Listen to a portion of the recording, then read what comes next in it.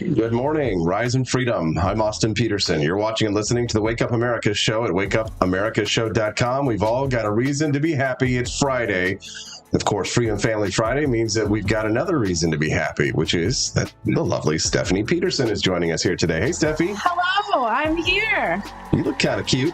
Oh, thank you. I literally had a dream before I woke up this morning that I couldn't find the right clothes to wear, and I was throwing clothes on the floor. So it's like one of those dreams where, like, the night before the test, I know. What are we going to do? Usually I lay out my clothes the night before our show, and I didn't last night, and so I think there was that, like, anticipation. Oh, gosh. And then, like, the stream, like, froze up before we started, like 2 minutes ago, and I'm just like...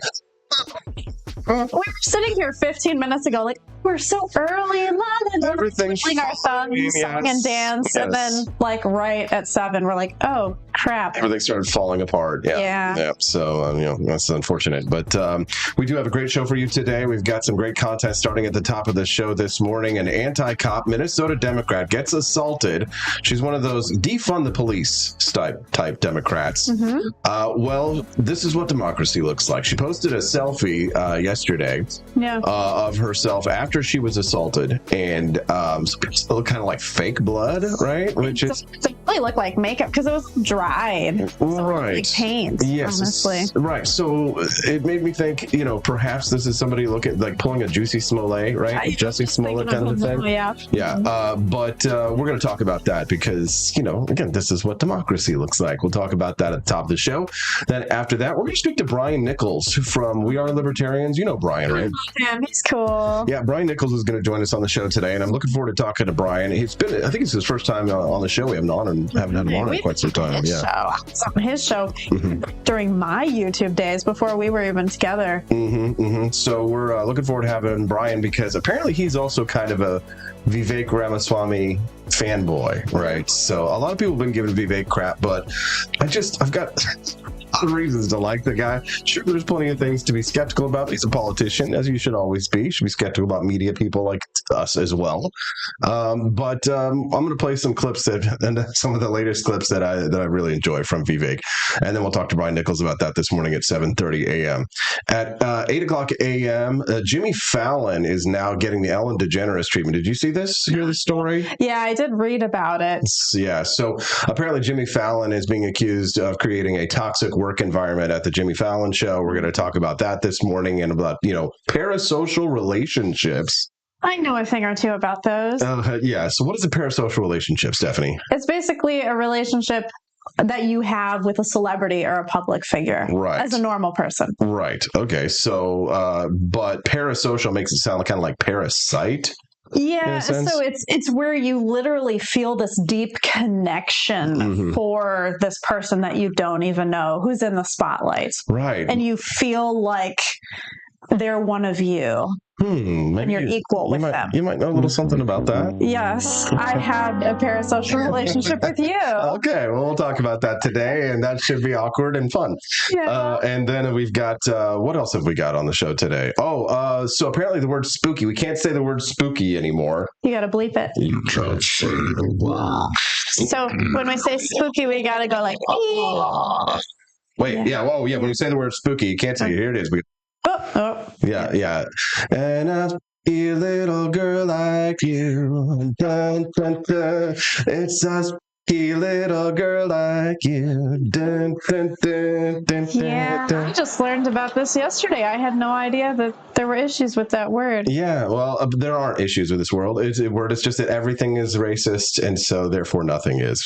We'll talk about that this morning. We'll have a little bit of fun, and then from there, we're going to move on to what's that last topic? You love those. EQ. Emotional intelligence. Okay, yes. So speaking of emotional intelligence, maybe I should ask you about the frying pan that's sitting in front of you. Some people are curious about the cast iron. People asking about. Yeah. So Andy Opperman was asking about the cast iron pan. Then we'll get to the news. Okay. Freedom Family Friday is about fun. Okay. So if you all were watching Austin's interview with Scott Faughn yesterday from the Missouri Times, which only you did, super cute. Oh my gosh, I was like top fangirl. I was like commenting. Yes, so fun. There's like 3 people in there. So yeah, from United Electric Cooperative, Scott Faughn gifted us this beautiful cast iron skillet, and And at first yesterday, he said he was going to give it to us, and Austin didn't bring it home with him. And I was like, oh no, where is it? And so it was sitting on the desk this morning. Yes. I was so happy. That's so nice. And what does it say on the bottom there? Let's give him a little shout out. Yep, it says United Electric Cooperative. So Thank this is who United makes Electric the frying Co-op. pan is already seasoned. Yes. So very excited to make some breakfast in this Exactly. weekend. And then we'll make sure to keep it nice and clean, soap and water, and then put it in the dishwasher after we're done, of course. Yeah. Yes. Oh. That's a no. How do you clean your cast iron, y'all? Tell us. What are your cast iron cleaning tips? I don't. Spooky. Oh, don't say that. Don't say that. Spooky. My hands are black. Oh God! My hands are getting all. No! Watch it there, Steffi. Watch it.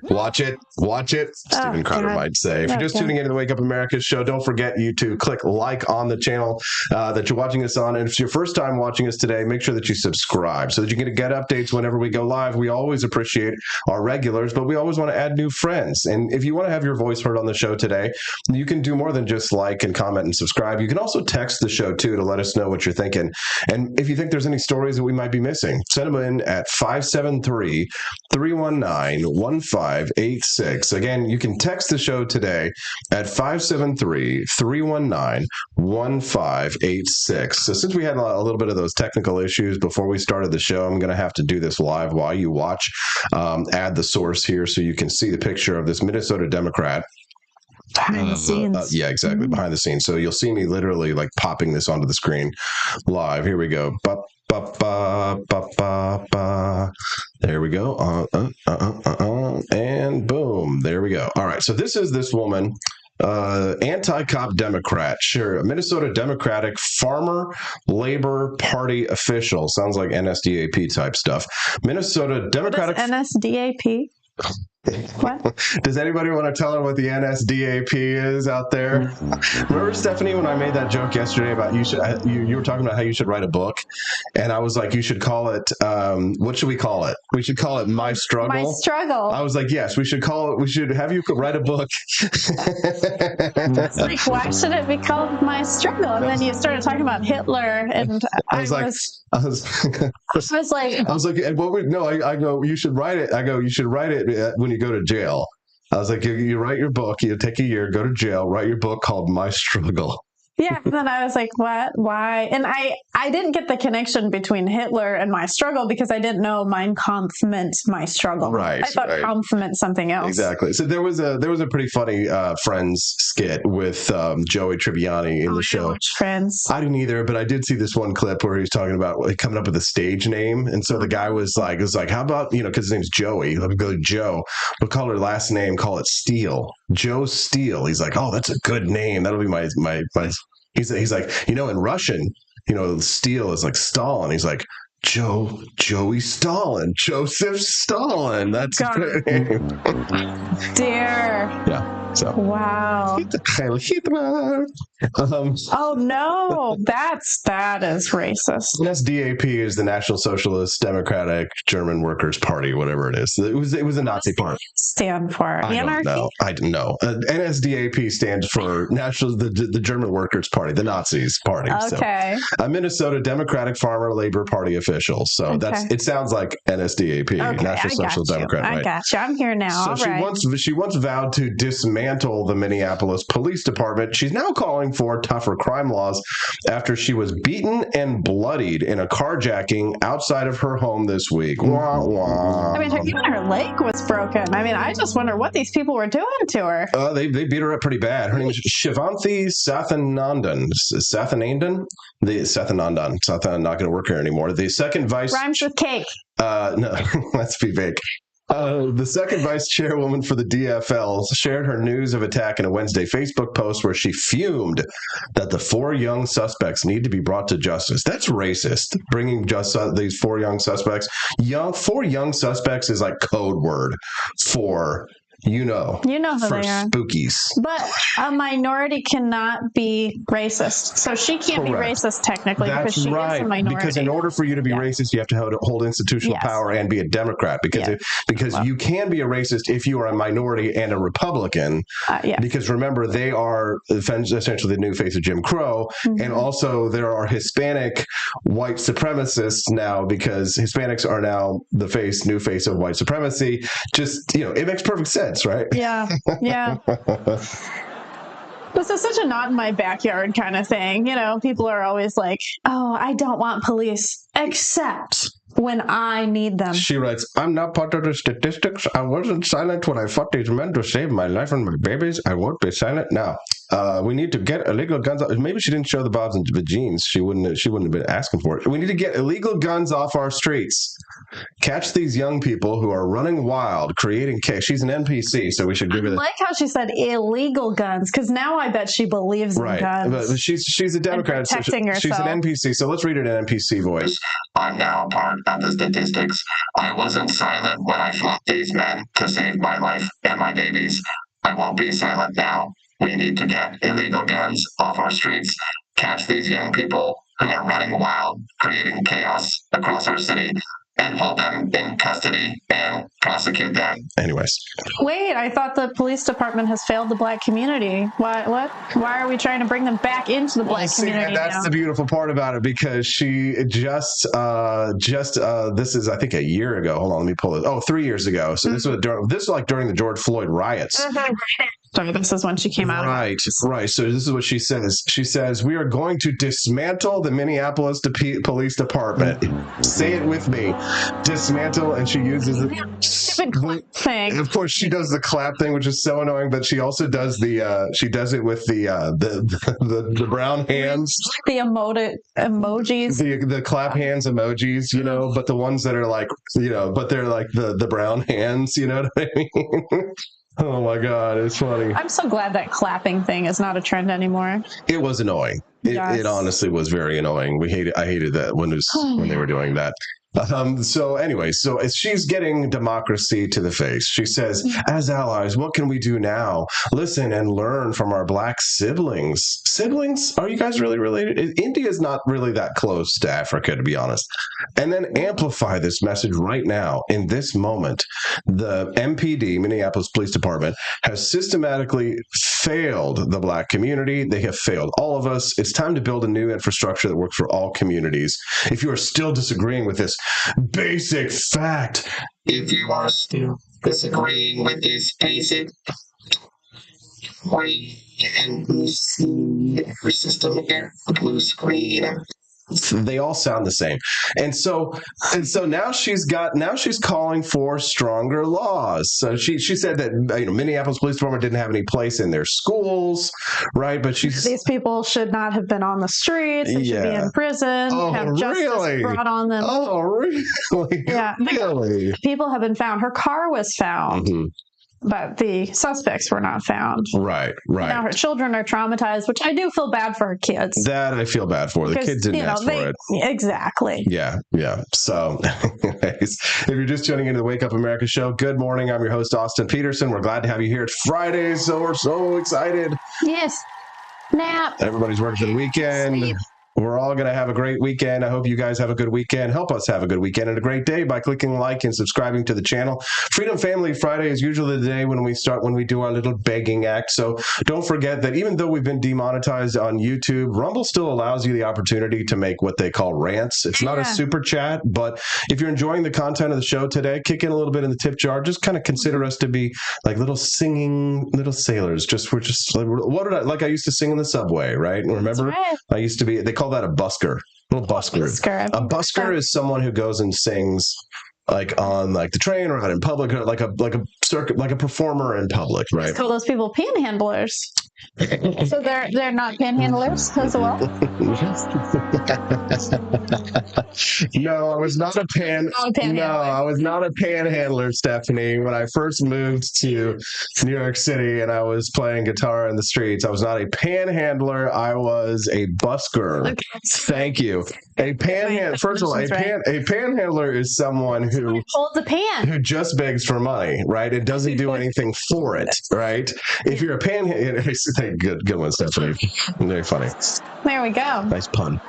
A panhandler is someone who just asks for money and doesn't give anything in return. Like, here's the pan. Put some money in the pan, right? That's what it's for, right? Right. But a busker is someone who, like, hello, my baby, hello, my darling, hello, my ragdown gal, and then they're like, oh, thank you, sir, thank you, sir. Trying to provide value. Yeah, sure. For your money. Yeah. Yes. Did you see this video of speaking of Democrats who turned table? Did you watch the video? I think I might have showed it to you, of New York City Mayor Eric Adams. So he's the guy who was saying, that man.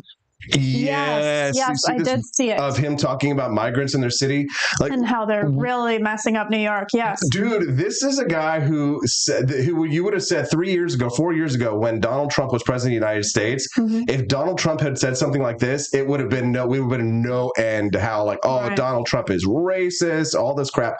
Hold on, I think I've actually got the video of New York City Mayor Eric Adams talking about the migrant crisis. This is just Democrats getting exactly what they asked for to the face. It reminds me a little bit about that Occupy Wall Street meme, when, like, you see the Occupy Wall Street person and they're getting pepper sprayed to the face, and it's like, asked for more government, wants more government, got more government, right? Pepper sprayed to the face. Yes. That's more government. Okay, here it is. New York City Mayor Eric Adams talking about the migrant crisis in New York. Take a listen. Never in my life have I had a problem that I did not see an ending to. I don't see an ending to this. I don't see an ending to this. This issue will destroy New York City. Destroy New York City. We're getting 10,000 migrants a month. One time we were just getting Venezuela. Now we're getting Ecuador. Now we're getting Russian speaking coming through Mexico. Now we're getting Western Africa. Now we're getting people from all over the globe have made their minds up that they're going to come through the. So it's like he's saying it used to be that it was South Americans who were coming up on the border from Mexico. He's saying now they're getting Russians who are coming from Russia and flying into Mexico and then coming across the southern border into the United States. Mexico. Oh yeah, there's Chinese people. Chinese people are coming in. Weird, say like Chinese people climbing the border. It's happening. It's happening. Listen, and coming to New York City. And everyone is saying it's New York City's problem. Every community in this city is going to be impacted. We have a $12 billion deficit that we're going to have to cut. Every service in this city is going to be impacted. All the socialists right now. No, I'm so sad the services are being done. Oh no, the services. The libertarians are like, the services, do it. Yeah, we're like. No. I mean, I agree. The migrants should not be taking our resources. I get that, but I don't think we should have to pay for the services. It's just brilliant. It's beautiful to watch these people who are getting exactly what they asked for. Let's let them finish. Hold on. Yeah. All of us. And so I say to you, as I turn it over to you, this is some of the most educated, some of the most knowledgeable. Probably more of my commissioners and deputy commissioners and chiefs live in this community. So as you ask me a question about migrants, tell me what role you played. How many? Oh, it's beautiful. I'm realizing is that a lot of people, most people in this world, literally have to like hit rock bottom to actually feel motivated to make a change. Well, yeah, exactly. Something has to affect them negatively. I mean, Milton Friedman said that like the only time that like the change really comes is when people are forced to make those decisions, right? Absolutely. And that's why, like liberal leftist socialists say things like in every crisis is an opportunity, and they help to bring about crises because that's how they can then bring about their leftist revolution. But we should see crisis as an opportunity as well. And in this crisis of 2024 in the presidential election, I think I'm getting closer and closer to Vivek Ramaswamy. Like, I might even vote for him. I'm getting close to that. I'm not there yet, but I'm getting closer to that. And it's people like Bill Maher are actually helping to convince me. You know Bill what? Maher? Yeah, What's he talking about? Yeah, take a listen to what Bill Maher had to say about Vivek Ramaswamy. Do you like anybody on the right that's opposing? Do you like Vivek? I know you had Vivek on your podcast recently. I think it's Vivek. Vivek? I heard him. It's probably Vivek. In his rap, he says Vivek, it rhymes with cake. Oh, okay. Then Vivek. Right. There you go. Well, as I said to him on the podcast, I find you both disarming and alarming. What do you find alarming? Well, he wants to abolish like half the government. Yeah. Some of the government Okay. could be abolished. Tell me more. I mean, a lot of the government is a big fucking waste. Do you like anybody on the right that's... I mean, what is going on here? Yes. Well, libertarians, I think, are skeptical of that. They're saying, does he really want to get rid of all of these governmental programs? At this point, I don't care because they're all liars to some extent. But here's the thing: he's the only one saying that. If some people make this complaint, they say, "Oh, he's just telling you what you want to hear." Well, okay, so then here's the thing. Yeah, Republicans don't want to hear that. No. Here's the thing. He's the only one who's saying what I want to hear. And here's the thing. I am a minority in a minority in a minority in a minority. And we're not talking about race here, people. I was like, you're a minority. No, well, yes. As a libertarian. Not just I'm an agnostic, right-wing, libertarian Republican. Right. I am secular. I'm agnostic. I'm pro-life. Right. Yes. Like I am a minority within a minority. The point 0.0000. With a Jewish wife that has red hair. With a Jewish wife that's also a red-haired libertarian. Yes. Like we are an outlier here.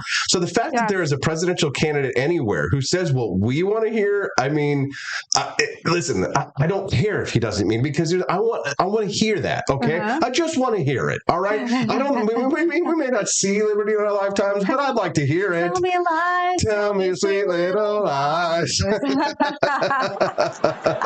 You're just tuning in the Wake Up America show. Good morning. I'm your host, Austin Peterson. We're glad to have you here. Not enough people are clicking that like button. What's wrong with you? We're trying to have fun here today, and we need to get a bigger crowd so we can have more fun. Click that like button. And if you're enjoying the content that you're watching today, subscribe to the channel. We come to you, every 5 days a week? Monday through Friday, 7 to 9 a.m. 7 to 9 a.m. Central Time. Stephanie, and there's a great way to start your day and wake up. But there's another great way to start your day as we wake up. And what is that? Drinking Founding Flavors coffee. Steffi, we got Founding Flavors. Thomas's Painkiller pulled up on the screen.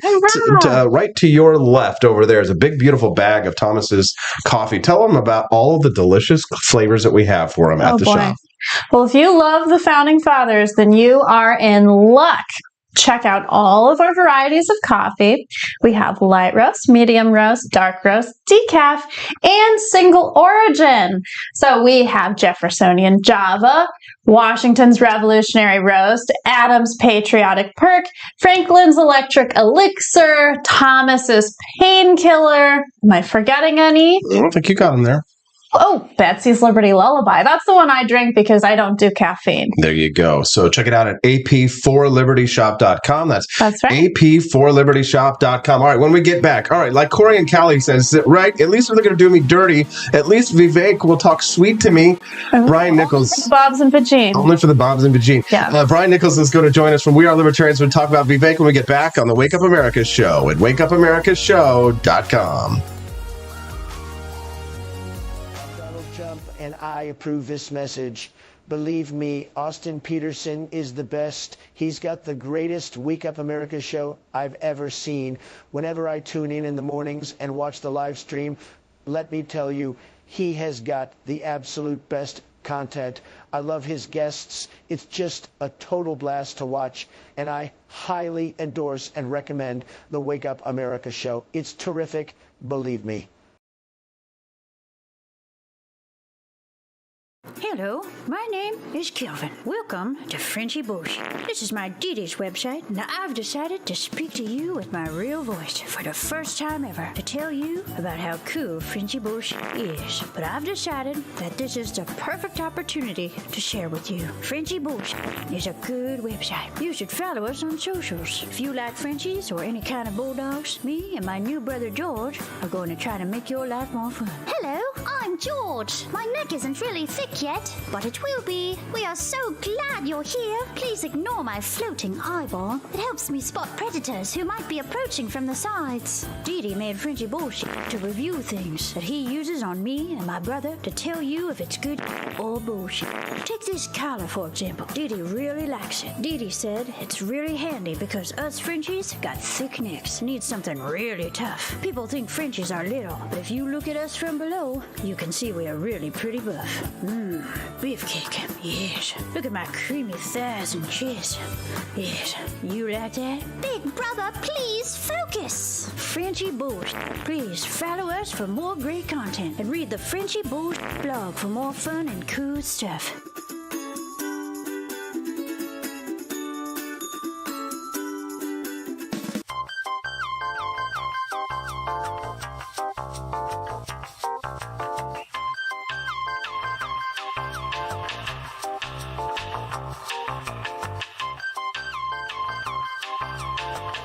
I'm a public defender. I am a public defender. I'm proud to be a public defender. 80% of Americans accused of a crime will get appointed a public defender. Everybody from a speeding ticket to capital murder. For every dollar we spend on public defenders, we spend $3 on prosecutors. Public defenders have to do pretty much everything on their own. Social workers, counselors. Investigating is another piece of it. The average public defender holds 300 cases annually. You never feel like there's enough time. Public defenders have health issues all the time. A lot of people give up and say, I can't do this work anymore. Gideon's Promise trains, mentors, and supports public defenders. There are a lot of people who say that they would not still be public defenders, but for Gideon's Promise. It's fueled me to continue on in this fight. Gideon's Promise has changed the face of public defense. People see us as troublemakers. Good trouble only. We don't make it easy. It should not be easy to take away someone's liberty.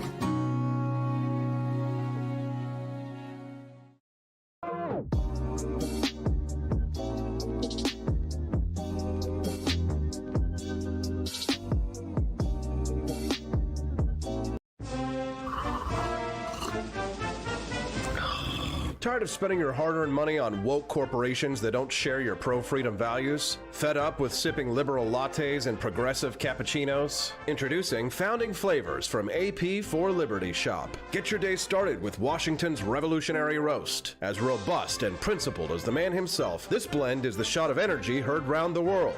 Or maybe you want to taste the fervor of freedom with Adams's Patriotic Perk. It's as dynamic and balanced as the U.S. Constitution, sure to awaken your spirit of liberty. For the aficionados, we've got the Jeffersonian Java, a complex mix of flavors that speaks volumes about your refined tastes. And don't forget Betsy's Liberty Lullaby, our decaf option, crafted with the same care and dedication Betsy Ross put into our Star-Spangled Banner. This blend lets you enjoy the taste of freedom anytime without losing sleep. No woke beans here, folks. Just pure, patriotic, pro-freedom flavors brewed with love for liberty. So why compromise your principles for a cup of coffee?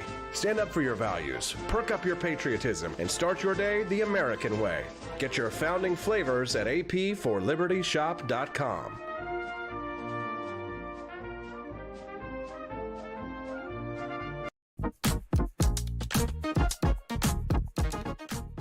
Last question. You said that you weren't going, but you would be watching the debate for a vice president. Have you thought of Vice President Ramaswamy? Well, I think he's great. Look, anybody that said I'm the best president in a generation, I don't know, you'll have to define generation, but it's a long time. And he said it a couple of times, and he said it in 100 years. So I have to like a guy like that. You know, I can't get upset with him. But he's a smart guy. He's a young guy. He's got a lot of talent. He's a very intelligent person.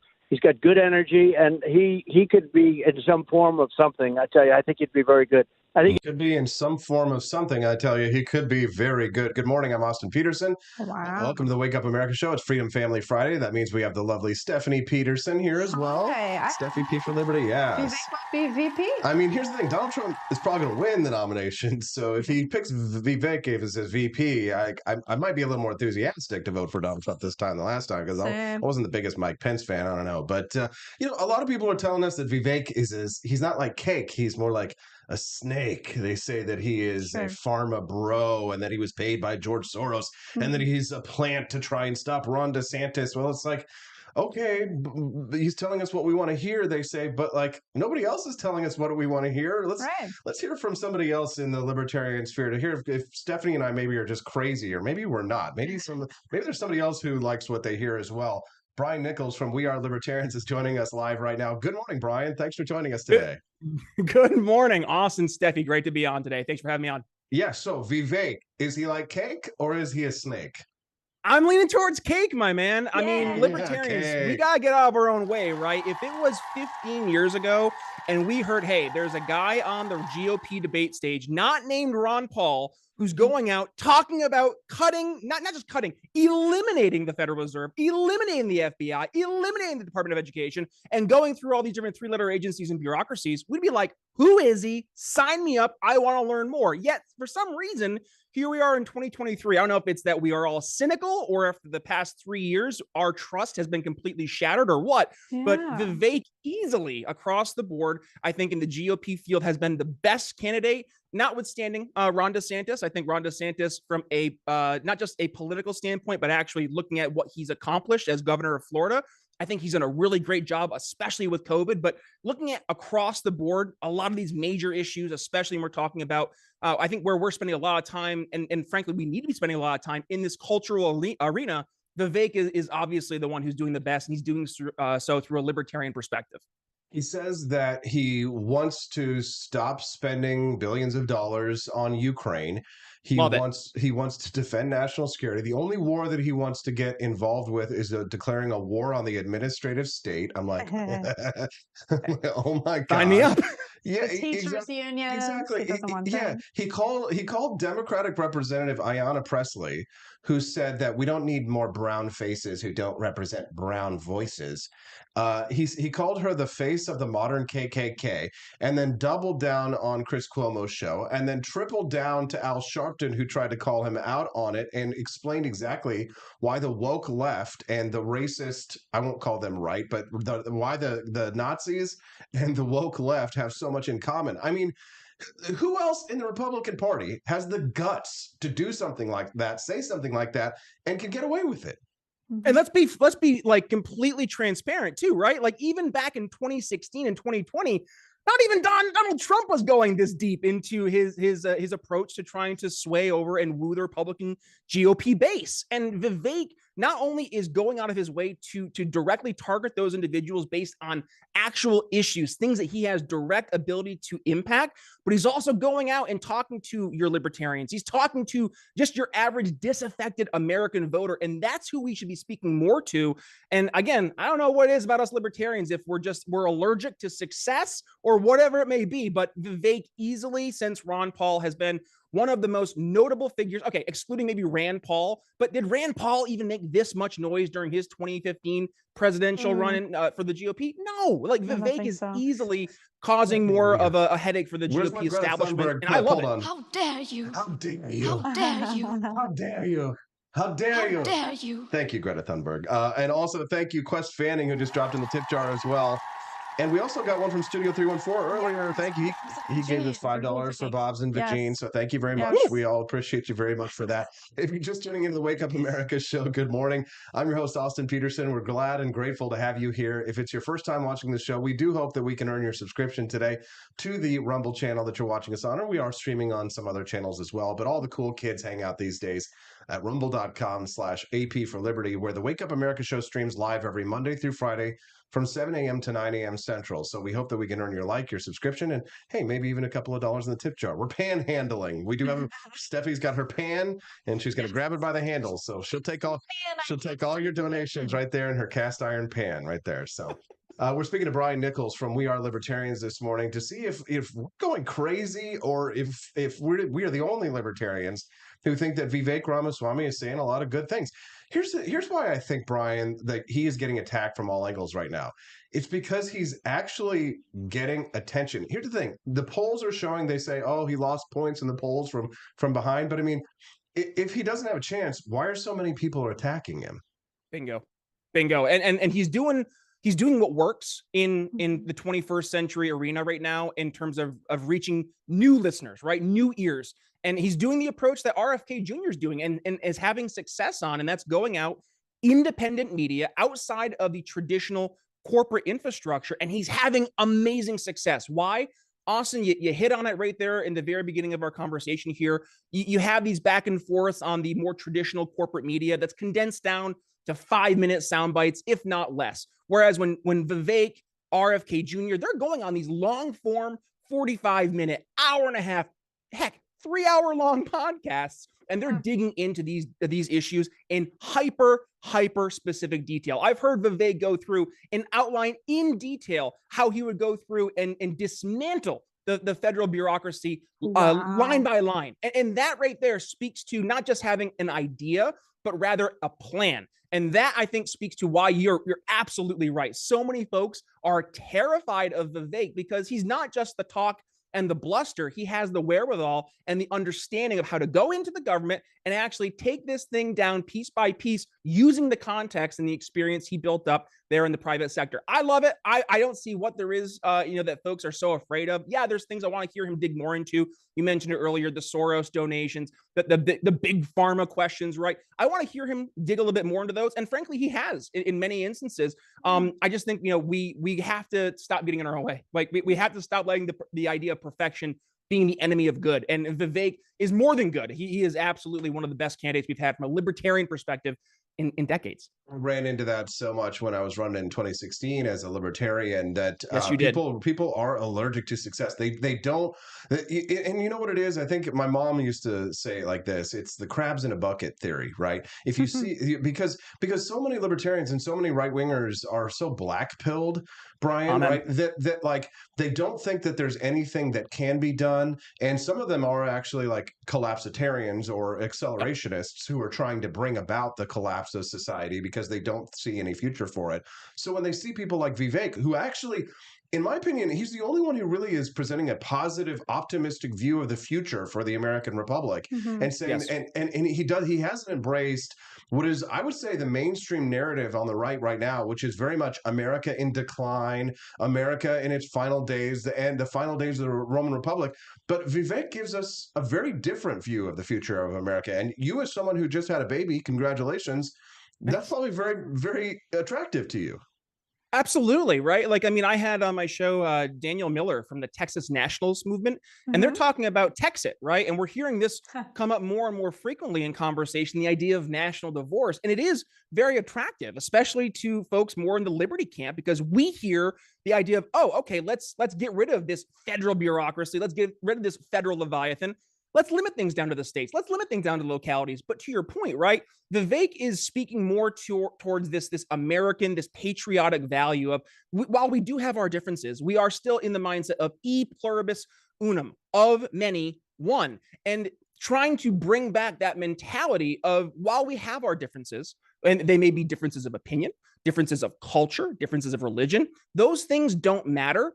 While they do matter to us in the grand scheme of how we as a country unify, they weren't the things we focused on. And actually, Dave Smith just articulated this in his podcast very, very well over the past day or so. And he was talking about how, just think about, you have a Christian nationalist and an atheist. And back in the day, or even today for that matter, they could be best friends, never talk about those issues whatsoever. But as an outsider looking at it from a third party perspective, you're like, how can these two be friends? And the reason is because politics isn't involved in the conversation. But as soon as you start to levy in the political weight of, okay, well, maybe Mr. Atheist is going to say, you know what, we're going to vote to actually make it so everybody has to be an atheist. Do you think that relationship might change all of a sudden? Absolutely, because all of a sudden you're invoking the political. So I think it's important for us to get maybe a little bit away from that political conversation and do more what you guys are doing, what I've been trying to do, and what we're seeing have success in the marketplace is have these cultural conversations,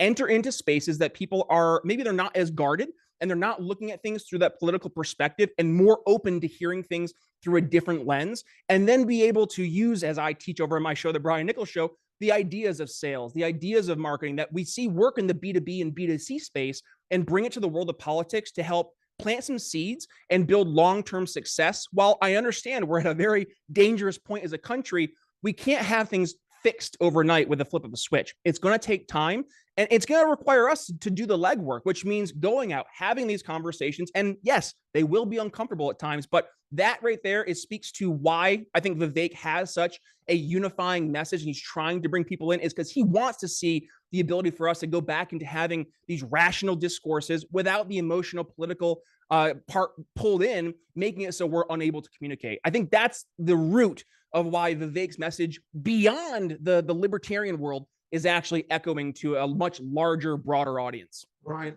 I have a two-part question for you. Yeah. Did you vote for Donald Trump in 2020? Oh. Yes. Okay, because I was going to ask you if Vivek Ramaswamy was his VP and you didn't, would that make you more likely to vote for him this time? Yeah, because it would be interesting to see if Vivek Ramaswamy does actually act as a draw.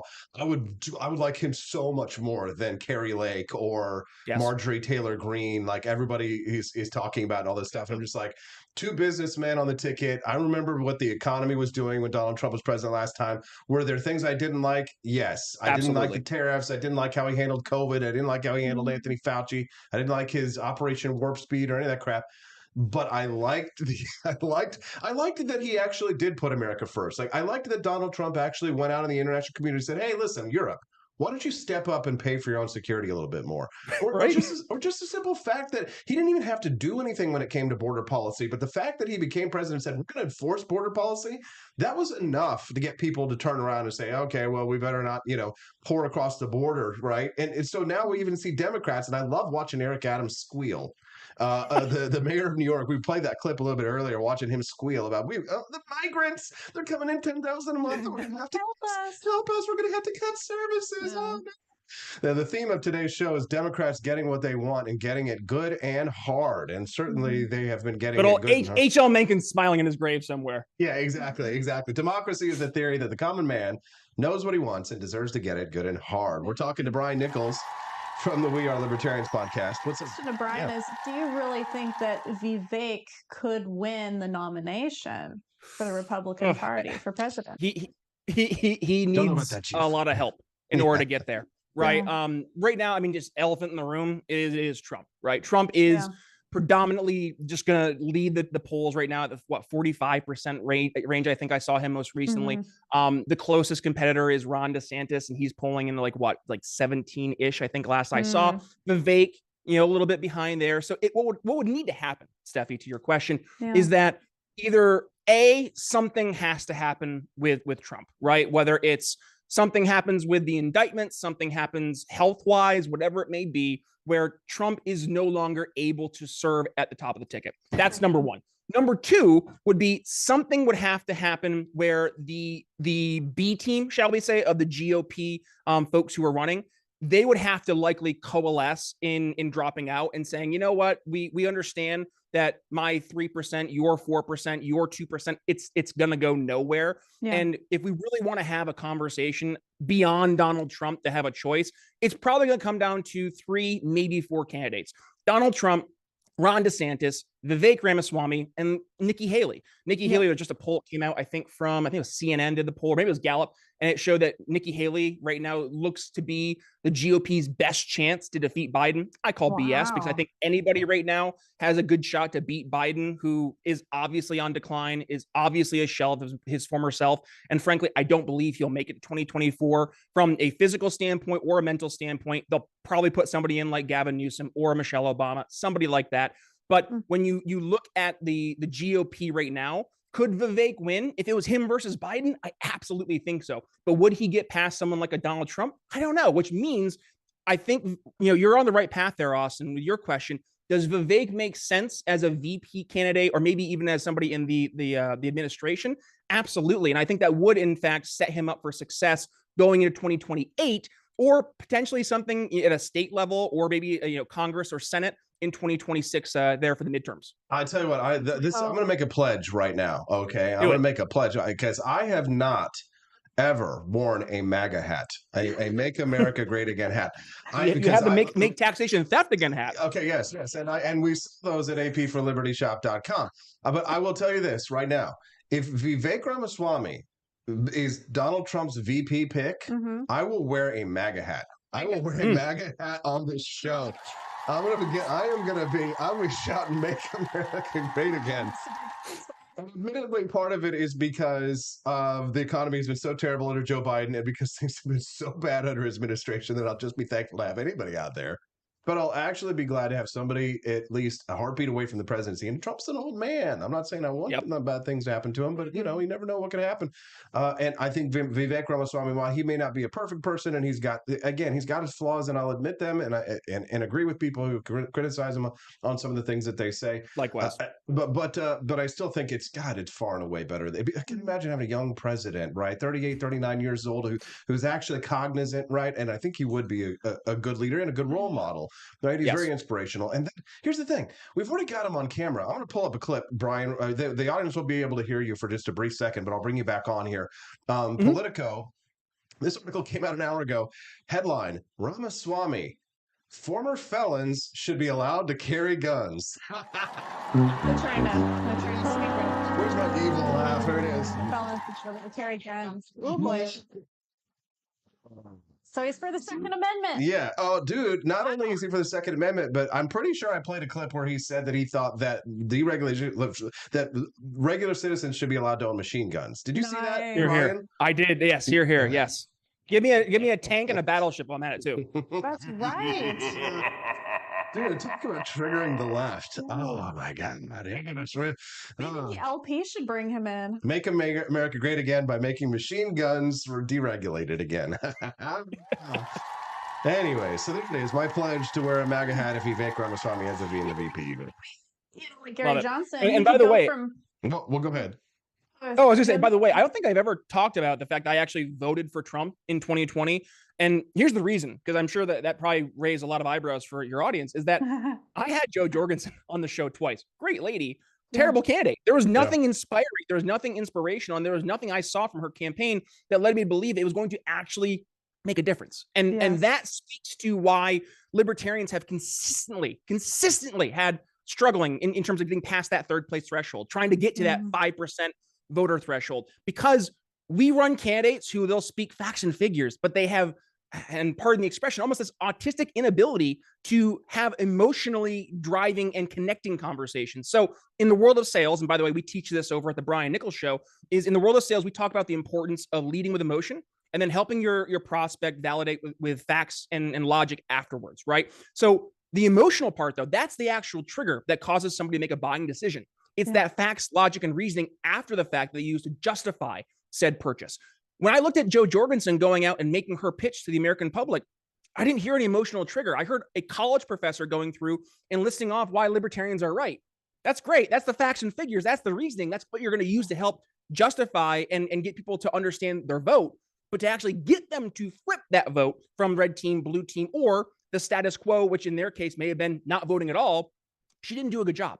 And I look at somebody like Vivek, I see someone who can mobilize. When I look at somebody like Donald Trump, I saw someone who could mobilize. If you want to actually get real change into action, in this case, political change, which requires change in policy, you need to make political changes, in this case, supporting individuals who actually are going to have a chance of getting into office to put said policy or to remove said policies from action. So I looked at Donald Trump and I said, yeah, he is the best bet to stand against Joe Biden, because I had a feeling, and I'm sure you all did, that Joe Biden wasn't going to be good for the country. And fast forward 3 years, I think we were pretty much proven correct. So I don't regret my vote for Trump. And if it came down to Trump versus Biden and he had Vivek as his VP, not only would I cast my vote for Trump, Austin, I'll be right there with you. I'll get the MAGA hat on. We'll stand side by side waving the Make America Great flags. And we'll have a grand old time. We're going to get thrown under the bus, man. So many libertarians are going to be so mad at us. Traitors. I love it. Yeah, you saw how they treated me when I introduced Joe Jorgen at the rally, and then I said, but I'm voting for Donald Trump.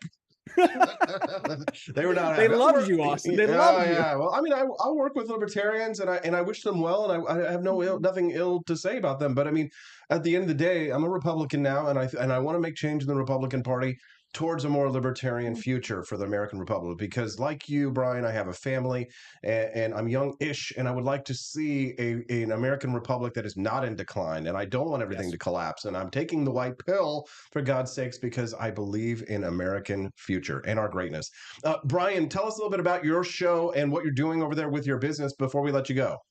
Awesome. Austin, thank you very much. Steffi, great to talk to you again. Yes. Brian Nichols Show. You can guys find it over at briannicholsshow.com. What we're focusing on is teaching your average person, specifically also those in the liberty movement, how do we have conversations with your average person to show them the value of libertarian ideals without force feeding a book down their throat. So what we're doing is we're teaching how to meet people where they're at on the issues they care about, not the issues we care about. I've spent over a decade plus in the B2B world, helping folks in the B2B world make business decisions in the technology space. Taught SDR, which is a sales development teams, built teams, coach teams. And what I wanted to do is bring that to the liberty movement. So 3 days a week, folks, if you subscribe to the Brian Nichols Show, you can find us like much here for the Austin Peterson Steffi show on Rumble. You can find us on Rumble, YouTube. You can find us over on Ben Swan's Sovereign, SOVREN, great independent entity over there. And also we're uploading all of our episodes to Twitter in their entirety as well. So usually about 20, 25-minute episodes. It's either going to be yours truly going through a specific means of implementing a sales or marketing technique into the world of politics, or we'll have a guest on. We'll talk about various issues, various solutions that they're bringing to the table, and how we can help bring these to the mainstream to solve the problems we see. So find me on briannicholsshow.com, and also you can find me on Twitter at B Nichols Liberty. Austin, Steffi, thank you for letting me wake up America with you guys. I appreciate you very much. Thank you, Brian. You're doing a great job out there. We'll definitely have you back on again real soon. Thanks, buddy. Thank you. What did you think of Brian Nichols? Send us a text at 573. Energy. I love it. I know. We need that, right? Because we could get us all waking up in there in the morning, right? Especially having a new baby. You would think he wouldn't have any sleep. Exactly. But coming up next, we've got Joe Biden's poll numbers so bad that CNN, speaking of throwing him on the bus, CNN says, oof. We'll talk about that. And apparently the word spooky is now racist. So don't say spooky. I just said spooky. Don't say spooky. We'll be back with more on the Wake Up America Show at wakeupAmericaShow.com. We have to force behaviors. And at BlackRock, we are forcing behaviors. Mao ordered his citizens to throw off the four olds. Old thinking, old culture, old customs, and old habits. So, your whole life went in the garbage overnight, no biggie. And those who resisted were attacked by an army of purifiers called the Red Guard, who went around the country putting dunce caps on people. Yeah, who didn't take to being a new kind of mortal being. If you don't force behaviors, whether it's gender or race, or just any way you want to say the composition of your team, you're going to be impacted. Well, things haven't been so sweet for Ben & Jerry's after the company posted an anti-American tweet, a few of them, on the 4th of July. The ice cream makers declared the United States was founded on stolen indigenous land. Well, someone should tell Target that, because they're now selling swimsuits with tuckums in the women's section of the store. And they even have a line just for kids. Yeah, we're going to reach out to Ben & Jerry's and ask them how they can live with themselves as they operate a multi-billion-dollar company on stolen land while declaring other people give up their so-called stolen land. This is the child section. This is literally the kids section. I'm next to a literal onesie that says whatever the hell that means. We have glad you came out, and I'm so happy that you're queer. In the kids section. Are you kidding me? I'm sorry, but pride and toddler don't belong in the same sentence. Good news! Starbucks will offer its workers reimbursement of travel expenses related to accessing abortion and gender affirming procedures. Kyle Rittenhouse, was seen wearing a Black Rifle Coffee Company shirt, and they wanted to distance themselves from that individual. Key employees at the company also were donating to Democrats. Hayford doubled down on throwing many in his base under the bus, describing them as racist and a repugnant group of people.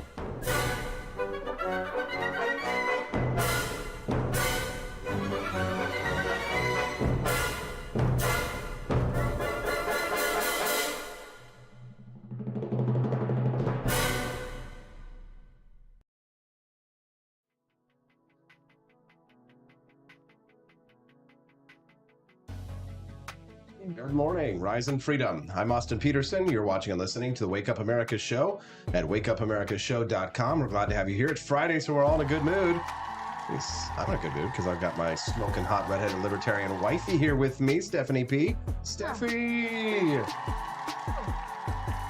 Glad to have you here, Steph.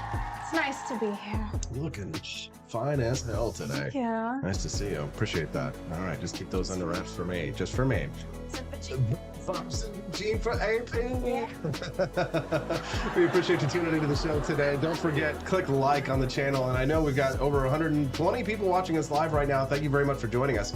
For many of you, I know it's your very first time here. So do us a favor, click subscribe so you can get our content in your feed in the mornings every Monday through Friday from 7 a.m. to 9 a.m. Central Time. The Wake Up America show streams live. And I mean, not only do we have great energy to start the morning, we've got great topics, we've got amazing guests like the one we just saw, Brian Nichols, who looks like they're giving big ups in the chat. For sure. Good.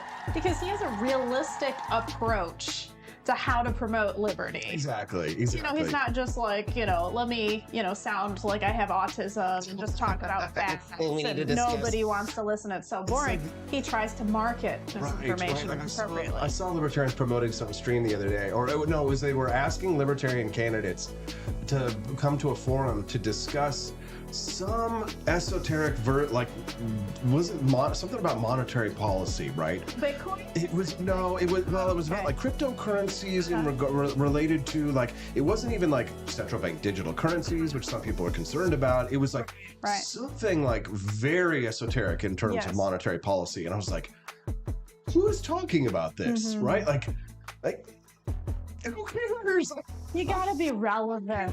I care about but I mean, no, you gotta talk about stuff that people care about, for God's sakes. People are always like, oh, you're attention seeking, you're just, trying we call attention seeking all the time. It's like, absolutely. Yeah, you have to. Yes. In order to spread the ideas of liberty, a large audience, you have to try to get attention. Are you out of your cotton picking minds? Right?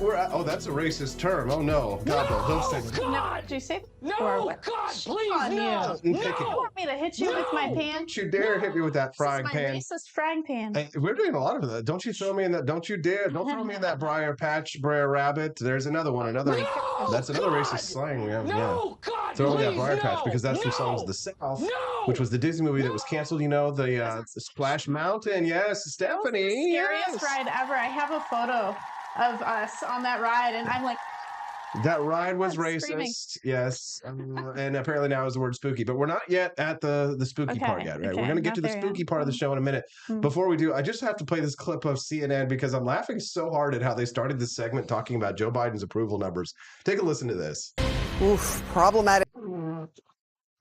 That's how it starts. So it only goes downhill from there. CNN is not supposed to act that way. They're not supposed to talk like that. No. Yeah, here we go. And go. Oof, problematic new polling numbers out this morning for President Biden. The CNN poll finds his approval rating sinking to just 39%. Democrats on notice as the 2024 race for the White House heats up. Among voters' concerns, Biden's age. They're worried about his mental and physical competence, along with how well he understands the concerns of future generations of Americans. Another big issue, the economy. 58% say Biden's policies have made economic conditions worse. There you go. Oof. Oof. Oof. I mean, she's got to report it. It's facts, right? Well, here's the thing. She doesn't.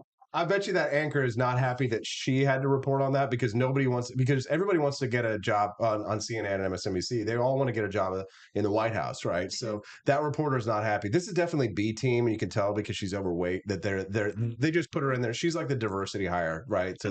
So they don't want to feel like they're fat shaming, so they put a fat anchor on there. She's but they just give a her messenger. right, but they know she's never going to get picked to be like the head of the White House unless she's a lesbian. They might help, but a fat lesbian would get picked. But here's the thing: apparently the White House has even lost Van Jones. Take a listen to this. I think a lot of Democrats look at these numbers and say the whispers are finally showing up in this data. People are talking behind their hand. They worry about Joe Biden. Joe Biden's like that grandpa that you love, that you believe in, you owe a lot, but you start to wonder, would you give this grandpa a high-stress job for 6 more years, or would you want something else for him? That's what's being talked about. And people are scared to come out and talk and say anything about it. Would you But give I think it's Grandpa important for us to have this conversation now. I think it's maybe a high-pressure job. What is happening? Well, I mean, his approval ratings are terrible, right? There's some things you just can't lie about. Yeah, I mean, you just have to own up to it. It's pretty bad. So Yeah. we love it. If you're just tuning into the Wake Up America show, good morning. I'm your host, Austin Peterson. We're glad and grateful to have you here. Don't forget, click like and subscribe to the I channel. guess CNN's not as biased as I thought they were. Oh, Stephanie, please. They're trying to be more fair and equal. Yeah, sure they are. Sure they are. Yes, exactly. Yeah, we believe them, right? But my Tommy gun don't. All right. Before you use the word spooky, you should know its racist origins. Steffi, what is the origin of the word spooky? All right. Well, I learned that the word spooked actually is a derogatory term to talk about Black individuals. And it started back, what was it, in the 1960s? Was that when it started? Here's what they say. According to Merriam-Webster, which, by the way, Merriam-Webster describes you and I as anti-vaxxers because we don't believe. Correct. Yeah, Merriam-Webster. Yeah, Merriam-Webster is, well, we're not for mandatory vaccines. Ah, that's right. So you're an anti-vaxxer if you're not for mandatory vaccination.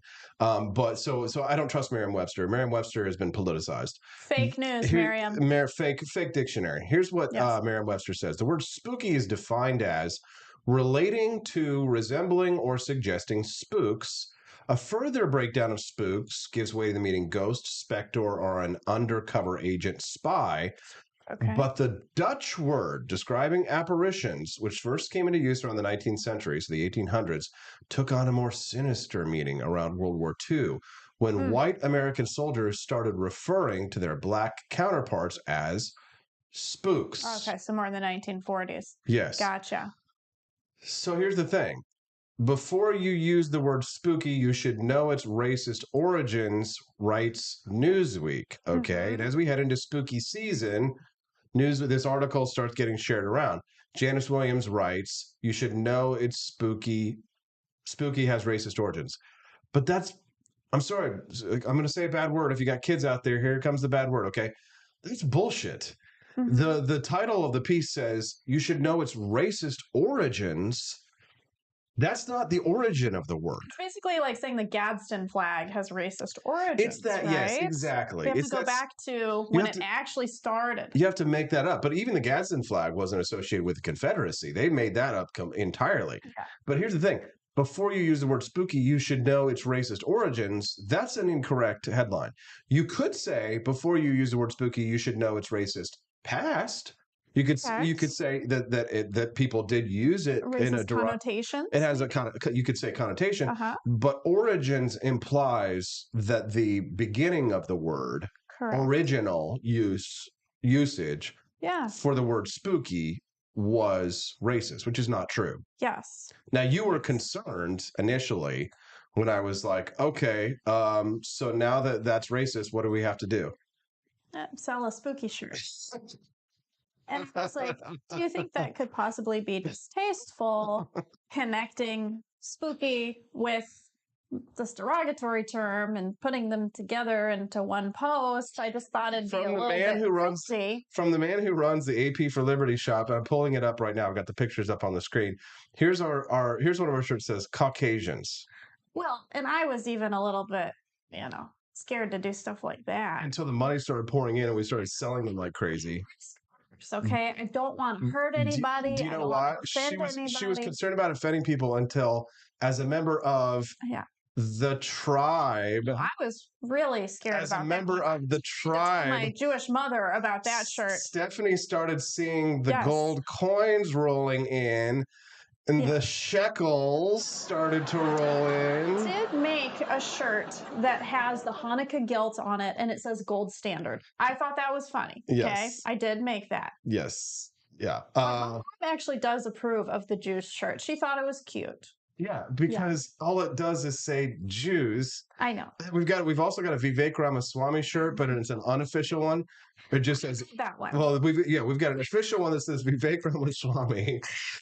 Right. And then we've also got a shirt that just says Indians. So this is one just says Indians. Yes. And then people have been requesting like baseball jerseys here. Type of Indian. I believe I looked up what he was, and is it a Sikh?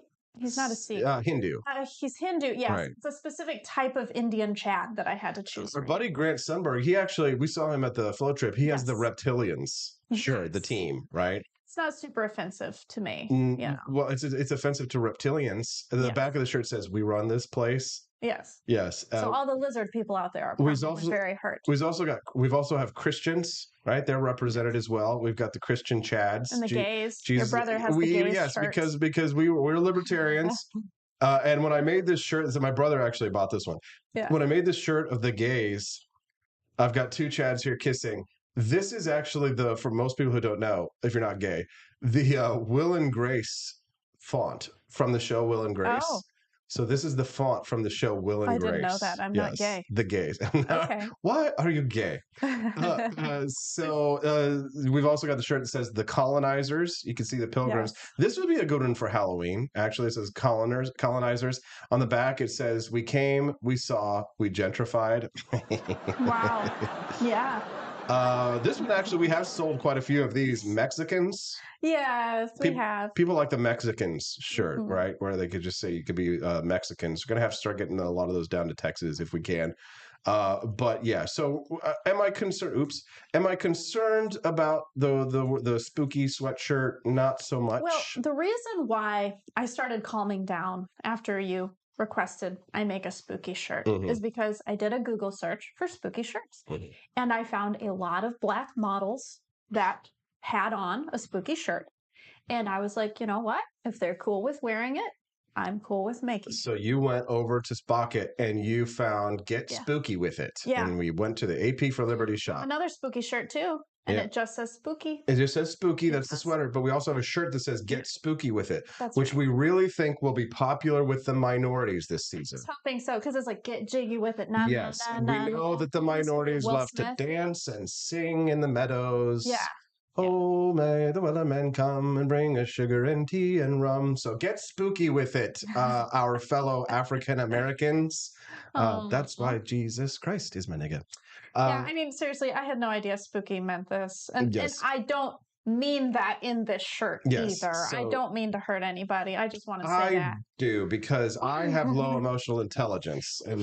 Here's the thing. Okay, go ahead, Stephanie. Can I talk about the conversation we had Let's yesterday? talk about where I said, okay, like I'm Jewish, and so people call Jews the K word. You can say right? it. You can say it. You I can can say say it. it because I'm Jewish.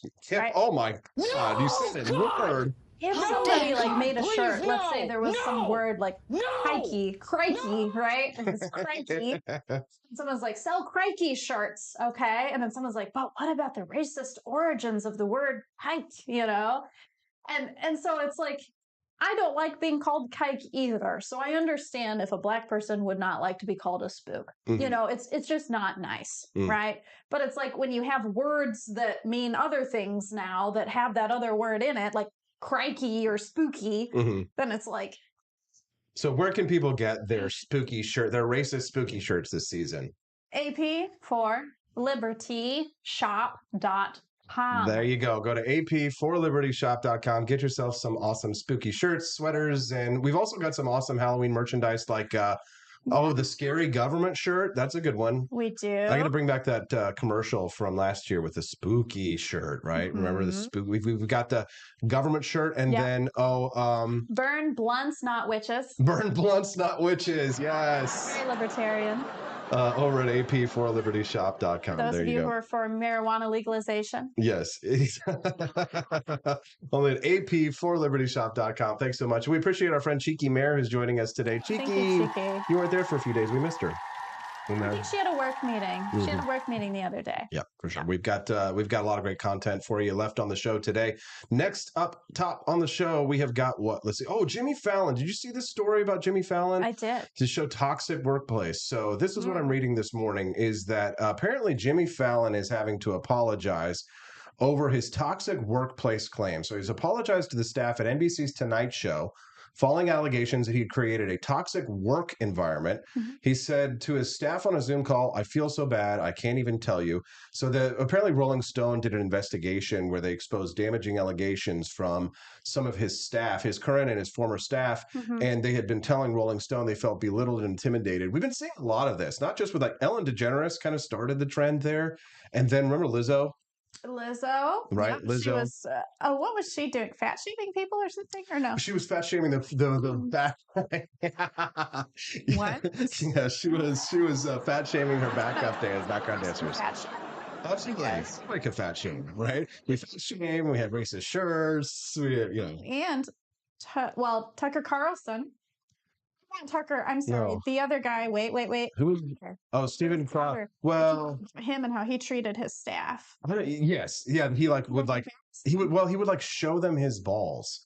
He would like pull out his junk and like force his staff to look at his hairy nutsack. So just make his staff like dress up in these outfits that were really seductive. Yeah, well, he would make his staff dress up in like ladies' clothes and things like that, and they would do skits and stuff. Which but men dressing up as women has a long storied history in entertainment. But at least the accusations made at him from his former staff was that it wasn't like it was more than just. It crossed the line, right? So I don't know. But lesbians, if you're just tuning into the Wake Up America show, good morning. I'm your host, Austin Peterson. Glad to have you here. I have to remind you, you got to click that like button and join us every Monday through Friday here. We start the day 2 hours a day, 7 to 9 a.m. Central Time on the Wake Up America show. It's Friday, so that's why we have Freedom Family Friday, and Stephanie Peterson is here joining us in studio. Glad to have you. Hello. You look kind of cute in your polka dot top, girl.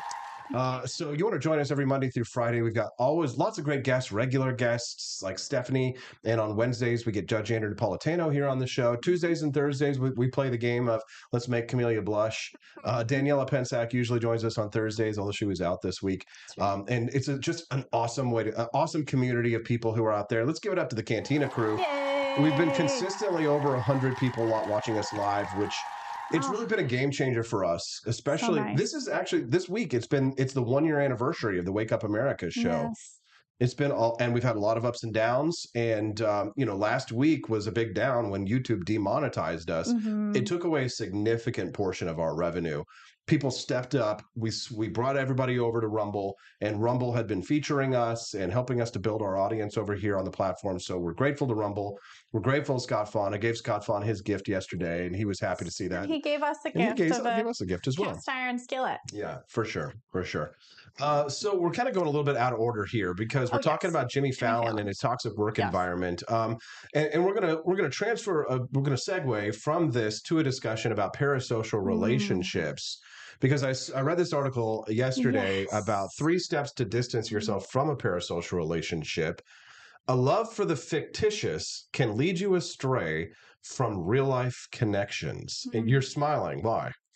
Because I truly believe that I had a parasocial relationship with you before I actually got into a real relationship. Steffi, tell us just who are you? Like, why do you have a special knowledge on things like this? What do you do for a living? Right, all this stuff, so people understand. I'm a therapist. I'm a social worker. I've never actually worked with a client about parasocial relationships before, so this was actually all new to me. I did not learn about this in social work school. They don't teach this to you as like a diagnosis. It's not like in the DSM, the diagnosis book. So anyways, parasocial relationships So back before Austin and I were actually friends, actually married, I was his fan. So I discovered him in 2016 when he was on the debate stage debating to become the Libertarian presidential candidate. And so at that time, he was a public figure, a celebrity to me, untouchable, right? And then I started to join his communities, the Freedom Ninja Army, for example. That was like the first community that I dived into. And I just remember, like, Austin, you would write in there, right? And when you commented on stuff that I wrote, it would make my heart flutter because I was like, oh my gosh, this celebrity notices me. You know, he cares about what I'm saying. And then, like, you know, we became friends on Facebook, and I'm like, you know, I'm like getting this entrance into his personal life, right? And at the time, I had a boyfriend, okay, that was not him. And my boyfriend loved him. Seriously? He did. He was a huge fan as well. So we both were like having a parasocial relationship with Austin. So like every time Austin would call me out on live stream and be like, hey, Steffi, I was like, oh my gosh, like he can see through me, right? and so it's like I had this like deep connection, and because Austin always streamed all the time, I felt like I knew him. I was like, I'm in his house, you know, while he's streaming. You know, he's showing us his life. He's showing us. And I went out of my way to like make you feel special. Oh my God, me in particular, yes. Right. I noticed it. Other people noticed it too. Right. Everyone's like, we think he has a crush on Steffi, even though you didn't. You didn't.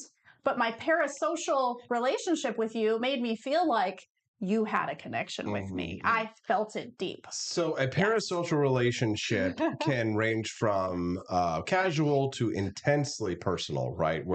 Where you feel. So a study published in the Journal of Social and Personal Relationships shows that attachment styles influence our susceptibility to intense parasocial connections. That's the thing I do know about attachment, because I am a social worker. And so there's anxious attachment where you're like overly clingy to people and you like need their validation and their love. You're always trying to make them happy and have them approve of you. Well, do you remember like in the beginning of our relationship, like when you first moved to Missouri, how you would grab me?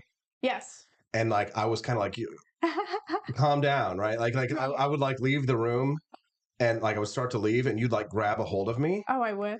You don't remember this? I don't remember that. That was kind of like a thing in the very beginning when you first moved to Missouri, where you would like, I would like go to leave the room and you'd like grab a hold of me to stop me from leaving.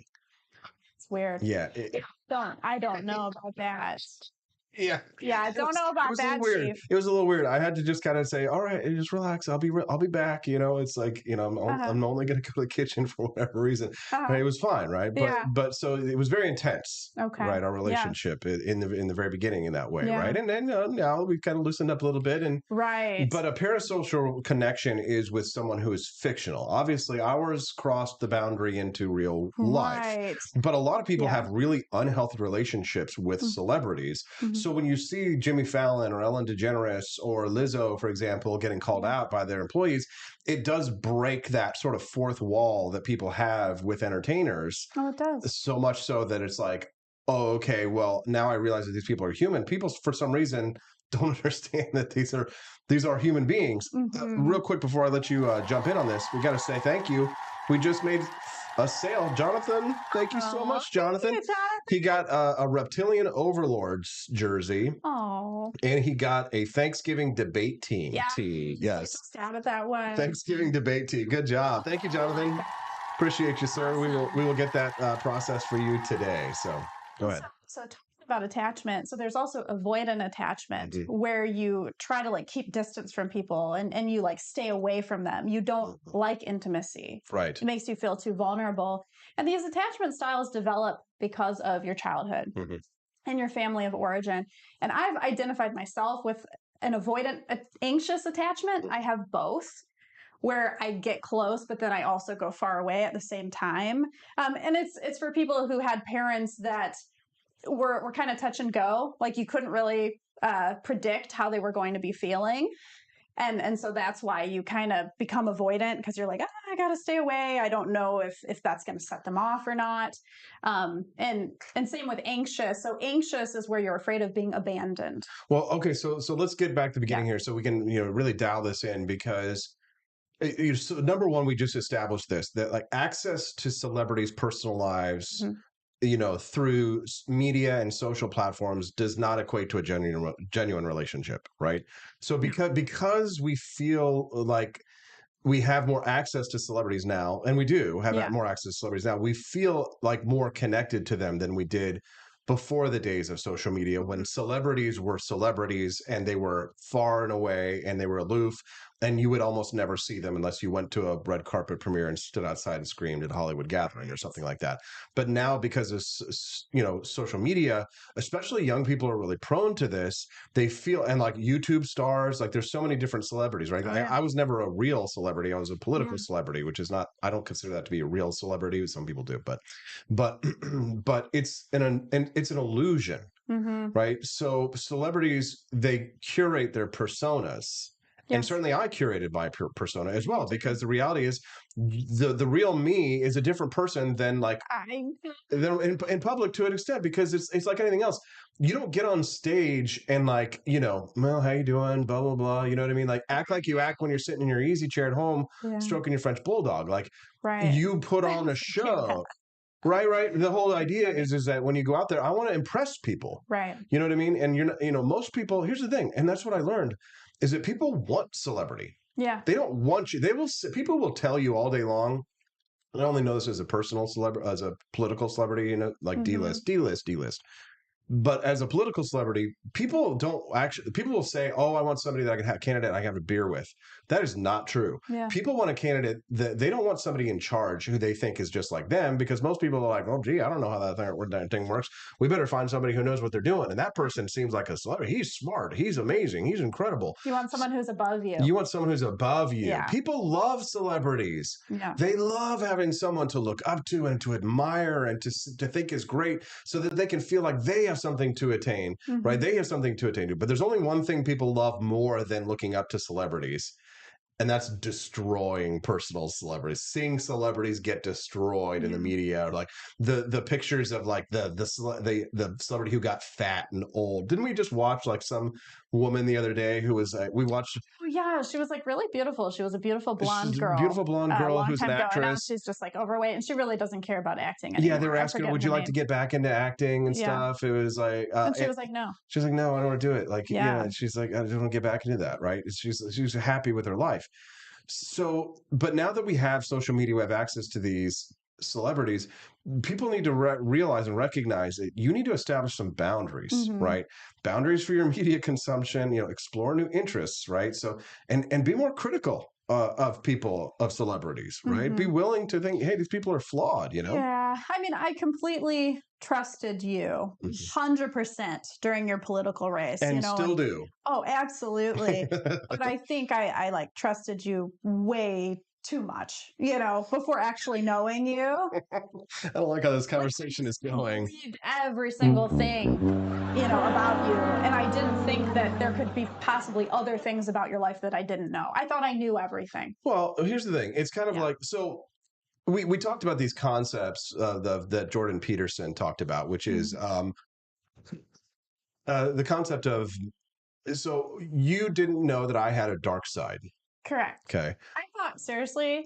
I thought you were like super innocent, like a good Christian boy type, only not Christian. It was so funny when Anthony Rogers came on my show too, and he's like, I thought he's like talking smack about like people who aren't religious, and I'm like, bro, I'm not religious. He's like, I thought you were a Christian. He's like, you act like a Christian. I'm like, you do. Yeah, well, I was how I was raised, Yeah. So, anyways, the point of this is, I had another point I wanted to make on this. The dark side. Yeah. Yes, my dark side.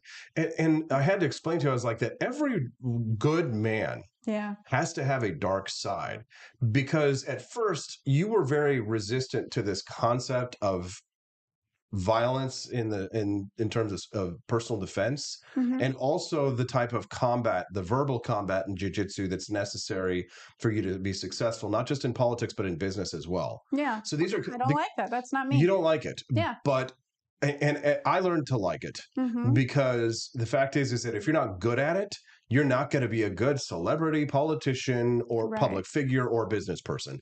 You have got to learn how to fight. Burnt Toast Space Girlfriend drops $10 and says, "How long does it typically take to receive a shirt from the shop?" Usually less than a week. A lot of times, depends on the shirt. So some shirts have different origins. Some of our I saw we had 3 orders that recently there was like a hiccup with one of the shirts in the delivery. If you made a purchase recently and you got one shirt but you didn't get the second one, it might be we had 3 deliveries that were like they had like one item that may have been delayed. So send us an email, Burnt Toast Space Girlfriend, if you're having a delay in one of your items, and we'll get to it right away. We'll fix it. Or maybe they're asking because they're trying to buy something soon. She says that she ordered one back a while back. That might be that shirt that got they got doubled up in the order, and so one got dropped.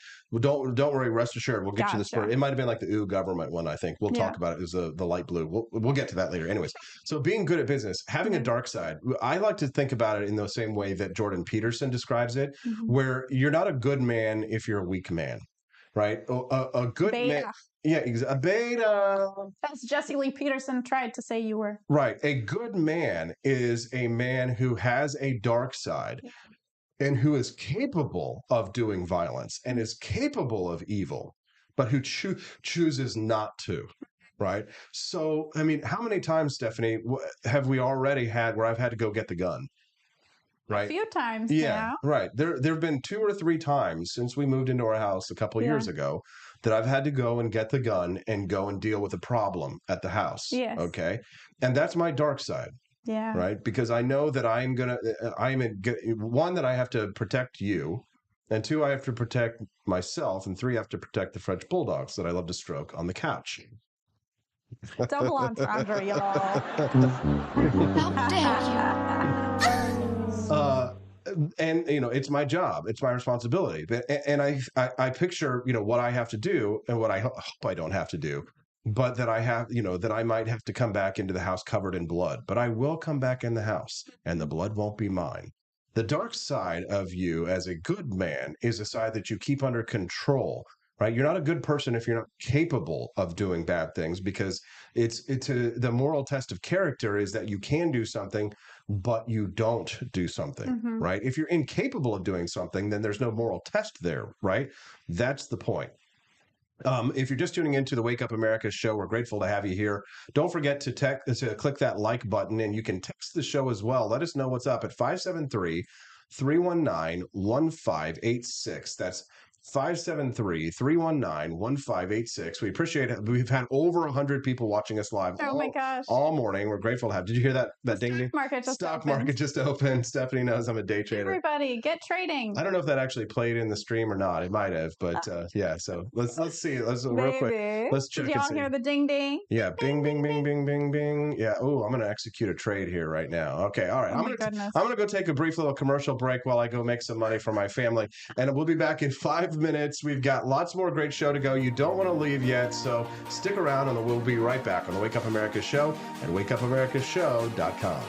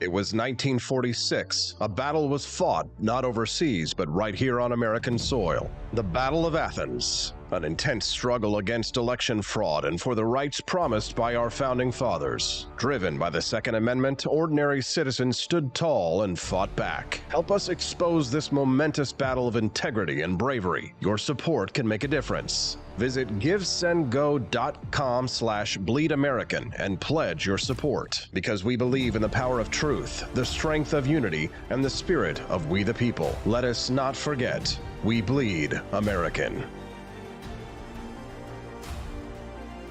Fire.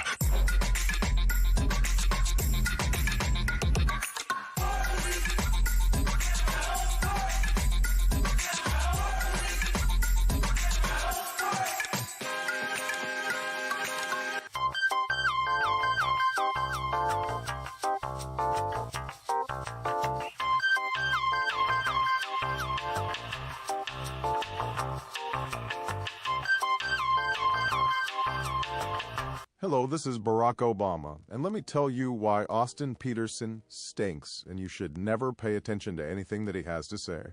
First of all, he's a libertarian, and we all know libertarians are idiots. They don't realize how important government is to everything that we do. I recently became aware that Austin has opened up a libertarian shop at apeforlibertyshop.com. Now, I'm asking you as a personal favor to me that you never ever visit apeforlibertyshop.com. With all of the great Liberty merchandise there, the last thing that we need to do is to get people spreading this message around the country, because then they might start thinking that they don't need government. And that's the last thing that good Democrats like us want. So if you love democracy, like me, and hate freedom, then don't visit AP for Liberty Shop. Like I said, whatever you do, do not visit aporlibertyshop.com. I'm Barack Obama, and I approve this message.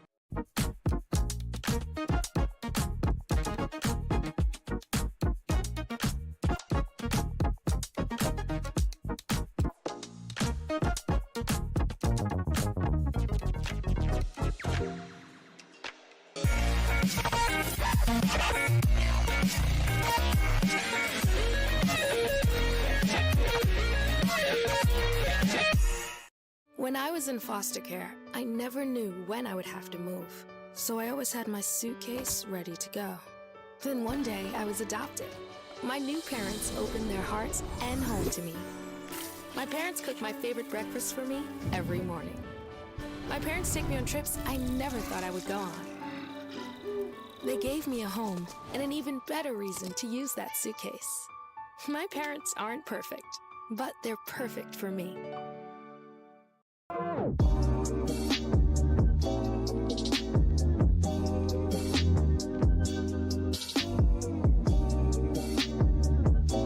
would remind you that extremism in the defense of liberty is no vice.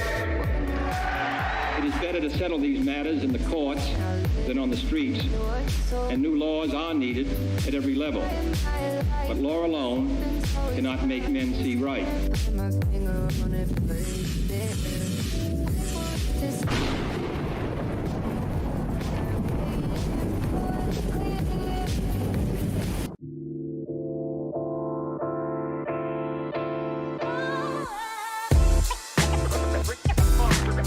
Cool. Good morning, Rise and Freedom. I'm Austin Peterson. You're watching and listening to the Wake Up America show at wakeupAmericaShow.com. It's Friday, so we're all in a good mood. Freedom Family Friday means that my lovely wife is joining us. Did you hear that little kibajing? Can everybody else hear that? I don't know if they heard that, but you know what that means, right? You sold your stock? That means that I bought and you sold. bought. I literally bought and sold a stock in the time that we were during that commercial break. How much money did you make? Do you want to see? Hold on. Let's see. Austin's been doing pretty hot in the market these days. Goodness. I Day made trading thing. $126 in that little moment right there. So That's cool. feeling pretty good these days. Yeah, you know, I've been using artificial intelligence to help me with my stock trading strategy, just to kind of like understand the markets better. It's not doing like stock trading for me. It's just giving me knowledge and information and doing quick math for me to help me to understand these kinds of things, right? And so these days I've been, just doing a lot of day trading to try and like bolster revenue and income. So it's like, it's a great way to start your day. $125 the pocket. I guess we're gonna have to take you to breakfast after the show this morning, my sweet, my love, my darling. Save it, and I can make breakfast at home. Either way. I'm a saver. I know, you're a saver and a spender. We appreciate you tuning into the Wake Up America show. I'm your host, AP. Steffi P here with us on Fridays. We love to hang out with the Cantina crew. And those of you who are regular viewers, you already know what to do. You hit that like button. And if it's your first time watching the show today, make sure that you subscribe to the channel. We're grateful to have you all here with us today. We want to see you again on Monday. So Monday through Friday, every Monday through Friday from 7 to 9 a.m. Central Time, we wake up together and we do the show. We talk about economic freedom and personal liberty. It's what we're all about. Okie dokie. Smokey, what do we got? Parasocial relationship. Okay, so so refresh the audience's memory on what a parasocial relationship is. Just sum it up for us. So it's when you feel this deep connection to a celebrity or a public figure, just from knowing these people online, not in reality. It's all about like a fantasy type of relationship. Yes. And so I was talking about how I truly believe that I had a parasocial relationship with Austin before I was even his friend. Because I felt like I knew him so well. And I felt like he liked me too. I felt like he was my friend too. So I just felt that it was mutual. So today we're kind of talking a little bit about ways to sort of divorce yourself from this. This is more of a chick problem, I think, than it is a guy problem. I don't know. There's a lot of simps. There's a lot of people that have a parasocial relationship with TRHL official, for example. Oh yeah, they Absolutely. the simp army, right? Yes. So there's a lot of simps out there for ladies. Think about OnlyFans girls. Yeah, like any man that is totally in love with a celebrity and he's just infatuated with her. Yeah. So I know a lot of women who have parasocial relationships with like Harry Styles, for example. Because he's just like, he makes you feel special in everything that he posts. Yeah. Yeah. It's so a parasocial relationship can be like a simp relationship with an OnlyFans girl where they actually do talk to you, right? So, I mean, that probably makes it even worse. And so it's like, dude, we've heard about some of these guys have paid like hundreds of thousands of dollars, some of them, because Andrew Tate bragged about that.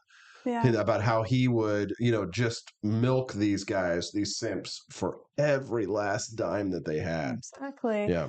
It feels so good to have the attention of a high value person. Right. Especially when you're lacking that fulfillment inside of you. Right. If you have attachment issues from your childhood. And that is the only time that a lot of these for these men, the only time that a woman, like a beautiful woman, like a 10, is ever going to talk to these guys. Yeah. Right. So under any other circumstances, unless you're a billionaire or an actual celebrity for another reason, you're never going to have an opportunity to talk to those women because they're just never going to give you the time of day.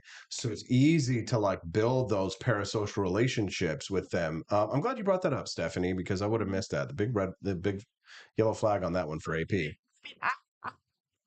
Prone to having parasocial relationships, because just thinking about my own teenage life, I used to go to the Warped Tour every single year as a teen, and I feel like I would build like parasocial relationships with band members that I would be able to do meet and greets with, because it's like I remember with Plain White Tees, for example, I got to like walk around with them, and me and my sister, we were just like hanging out with them and stuff at Warped Tour, and I felt like so special and like they knew me. But they really didn't. But tell me something. Tell the story about you going on the cruise with them, because that really changed your perspective. So I went on the Warped Rewind at Sea, which was a Warped Tour cruise back in 2018. And it was where bands were literally on the boat with you. They were living and eating in the same quarters as you. And so they would have concerts all throughout the ship, but you also could do meet and greets with them and just see them in the elevator, for example. And I think for me, it was just like too much band stuff in my face all at once, and it got old really fast. It's like I saw them as real people and I didn't want that. Isn't that funny? And now I'm not interested. And it kind of in just shows like anymore. that's people want to feel like their celebrities are these rock stars who you can't touch, right? It's interesting. I don't think I really want to touch them. It was amazing. I mean, in terms of like, I think I do want to stay away from them to keep that excitement. Some people accused me of running for president solely to meet women, which is not true. Yeah. But I will say that when I was running for president, their attitude towards you, it was like I was a rock star, right? Like women that I didn't know would immediately try and get into bed with me, right? Like I had no idea who they were. Tried that again. I was in a relationship. Stephanie, I never tried to get in pure bed as with the him or driven anything like snow. that. I never sent you DMs unless it was for a You volunteer did send issue. me DMs, But no, you did send me DMs because you had to have people tell you, don't send Austin DMs late at night, but you would see me late at night online. And the only thing you were allowed to say is that, Austin, you need to go to bed. And literally told me, you have to message Austin when he's online late at night and tell him to go to bed. Yes, he told me that. You relished that opportunity, Stephanie. I was very avoidant of it. I would not message you for anything. Oh, she's lies. She lies. For my volunteer stuff, I would always go through your campaign staff. I would never talk to you about it. Steffi, horny. Yes. Steffi, what AP? I was very professional. Sure. Yeah. We've only got about 15 minutes left in the show. Steffi, your tweet just went out that you posted. No lives matter. # no lives matter. Talk about racist, right? Here we are this morning looking at all the racist t-shirts at AP for Liberty Shop. And here's the worst one. Not only is it racist against blacks, it's racist against whites too. Racist Michael Myers is racist. Exactly. Michael Myers, he hates all races equally. Yeah, he made the shirt. And he also hates the Muslims and the kikes. Yeah. No lives matter, according to all or nothing mentality. Either or no lives matter. Yes. And I want it to be clear that I don't think that Jews are kikes, but he does. He thinks that black people are spooks. He thinks that Muslims are, what do they call them? Let's not even talk about these ragheads. Don't even say. Don't say ragheads. Okay, No. we won't say ragheads. We're not on YouTube anymore anyway. We're on Rumble. So. Yeah. No, it's not me. I'm a libertarian and I don't believe in racism, but Michael Myers does. Yeah. So anyways, get your racist Michael Myers shirt over at AP4LibertyShop.com. All right. So one more topic before we let him go. Emotional intelligence, Stephanie. We had to say the things you're supposed to do to not have a parasocial relationship. Basically, Just last step is boundaries. Taper your media consumption and get set to change. Work on your attachment style, right? So you can. It can actually change. Mm-hmm. You can really try to challenge yourself. If you notice that you're clingy and grabbing at somebody, sorry about that. It's fine. My fingernail. Yeah. You literally can challenge yourself and say, literally hold off on being clingy. See if you can just hold off for 5 minutes. Right. And so you desensitize yourself to those fears. Okay, there you go. If you're just tuning into the Wake Up America show, good morning. I'm your host, Austin Peterson. We're glad to have you here. Make sure that you click like and subscribe to the channel. We appreciate all of our audience members joining us today. And we want to see you back again. So make sure you're subbed before you go today. And join us on Monday morning, every Monday through Friday. The 7 a.m. to 9 a.m. spot should be reserved for Austin Peterson in the Wake Up America show. And on Fridays, my smoking hot redheaded libertarian Jew wife joins us, Steffi P. for Liberty. Steffi. It's a parasocial relationship with me. Yes, and for those of you who are monthly subscribers through Rumble, like I see Clementine and Joni Rankin are here right now. Let's see if there's anybody else who's like a sub. You should definitely sub to us here on Rumble, because not only do you get a 20% discount at ap4libertyshop.com, but you also get our exclusive VIP emotes over on the channel. So I see I just dropped a little VIP. That's for VIPs only. You get the little founding father, America. There's George Washington with the Constitution. You get awesome like little drone like that right now. I'm dropping over in the live chat. So Andy's here, so he can do that as well. And of course, my favorite, the recreational nuke. And this is what we do to commies. We say, get to the chopper, because we're going to throw you out of there. Or the gulag. The gulag, yes. Get yourself a Pinochet was right shirt over at ap4libertyshop.com. That's another, speaking of racists and sexists and misogynists and homophobic and anti-libertarian. So a Pinochet shirt was getting me in trouble yesterday with the classical liberal caucus. They were like, he didn't just throw communists out of helicopters without a trial. he also raped and murdered and blah, blah, blah, blah, blah. And it's like, yes, I know he was a dictator, so he did things that were wrong, but he did things that were right too. And Thomas Jefferson had slaves, and George Washington had slaves. And, See, they all have a dark side, y'all. They all have a dark side. You just can't trust them. Yes, for sure. So. And Cheeky says, all I see are locks. That's interesting, Cheeky. I wonder why. You're a premium user. You should be able to see and use the emotes. I'm not quite sure about that. Brindle says, only if we can watch you stroke the Frenchies, AP. Yes, we will watch you stroke the Frenchies. Yes. Pinochet did nothing wrong, says Will Run Riot. All right, so one last topic before we go. We got 10 more minutes. Steffi, you're excited to talk about this one as well. Signs of emotional intelligence. No, actually, these are, if someone uses these 10 phrases, they lack emotional intelligence. And I actually used one of these phrases last night. And I called him out. And you called me out. I told him he has a low EQ. Okay, so here's the thing. I don't think I have a low EQ. I just think that some of this is bull. So we'll talk about it. So if someone uses any of these 10 phrases, according to hackspirit.com, they lack emotional intelligence. Okay, so here we go. The first phrase on here is, quote, I don't care. I don't care. It's really insensitive. I mean, yeah, it is. I don't think I say I don't care that much. There are times I don't care, but I can't care about everything. I can't care. Political realm, you say, I don't care. Like to Democrats, they'd be like, but, what about my uterus? You're like, I don't care. Well, here's the thing. There's such a thing, I believe, as being overly empathetic. It's too much, right? You're a bleeding heart, right? Sure. It turns into this save the world mentality, like Greta Thunberg, right? So, like, her parents probably should have cared more and not done drugs and drank alcohol while they were pregnant with her, because then they wouldn't have to worry about fetal alcohol syndrome, and she wouldn't have had autism, and then she wouldn't have been unleashed on the world, and the rest of us wouldn't have had to suffer. So you should care, right, to a certain extent. Don't drink and smoke, do drugs while you're pregnant, so that the world doesn't have to deal with, How dare you? the Greta Thunbergs of the world. So I don't care, but I do care, right? I do care. I want the world to be a better place.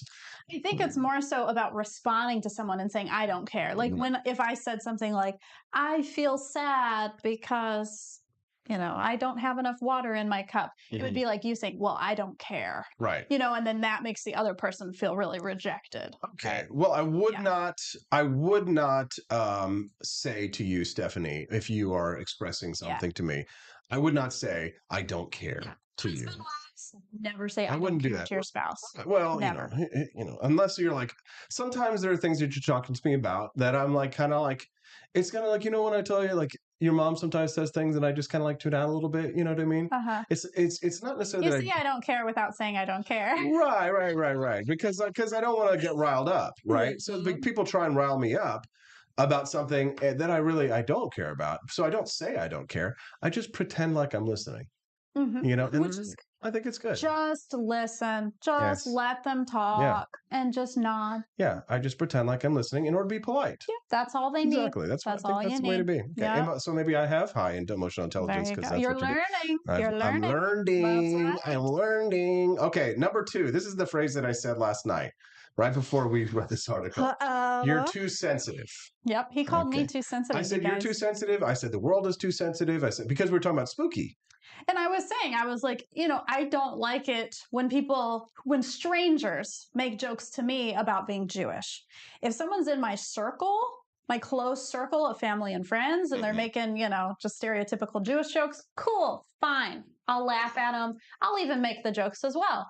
But if it's a stranger who's like trying to hurt me and who's saying these things, it's not cool. Just like, don't be that way. Okay.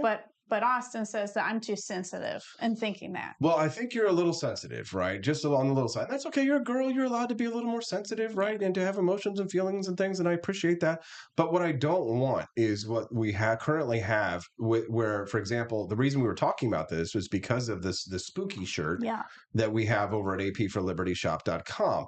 And people are buying the spooky shirt right now. There's somebody who has a cart open at apforlibertyshop.com. We hope that they will buy spooky shirts at apforlibertyshop.com because they are not so easily offended about things. Yeah. But the fact that everybody is so easily offended about things is a sign that I believe that people are too sensitive. Mhm. I saw a meme the other day of the movie Blazing Saddles, Yeah. where they use the N-word hard R over and Yeah. over again in this movie. And Mel Brooks, who was the creator of the film, said they couldn't make this movie today because everybody's too sensitive. They were talking about turning it into a Broadway musical. He Right. said, no, we can't, because the whole time they're saying the N-word, every other word, as a joke. Yeah. And it was a highly offensive movie, and there's fart jokes, and there's N-word jokes, and Right. it plays on stereotypes.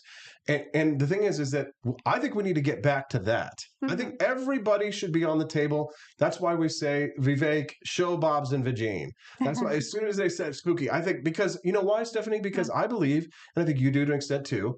Remember your fear of mascots. I believe in exposure therapy. Stephanie, as a therapist, a certified licensed therapist. Yeah, I did exposure therapy. Tell us about exposure therapy. Okay, well, I did it. So, exposure therapy is basically helping you with a fear. And so it brings you closer and closer in little bits to that fear. So, for example, I had a fear of mascots ever since I had a 5th birthday party at Chuck E. Cheese.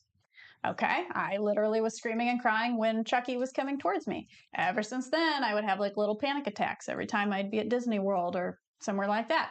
So I literally went to a therapist and we did meditation, and I watched videos of people in costumes to get myself comfortable with just getting closer visually to the people in costumes. I would look at them from afar, I would get closer, and then my true exposure moment, the moment that you really experience the fear in person, in vivo, is I went to a rally, a sports rally, and my mascot was there for my university, and my therapist was there with me.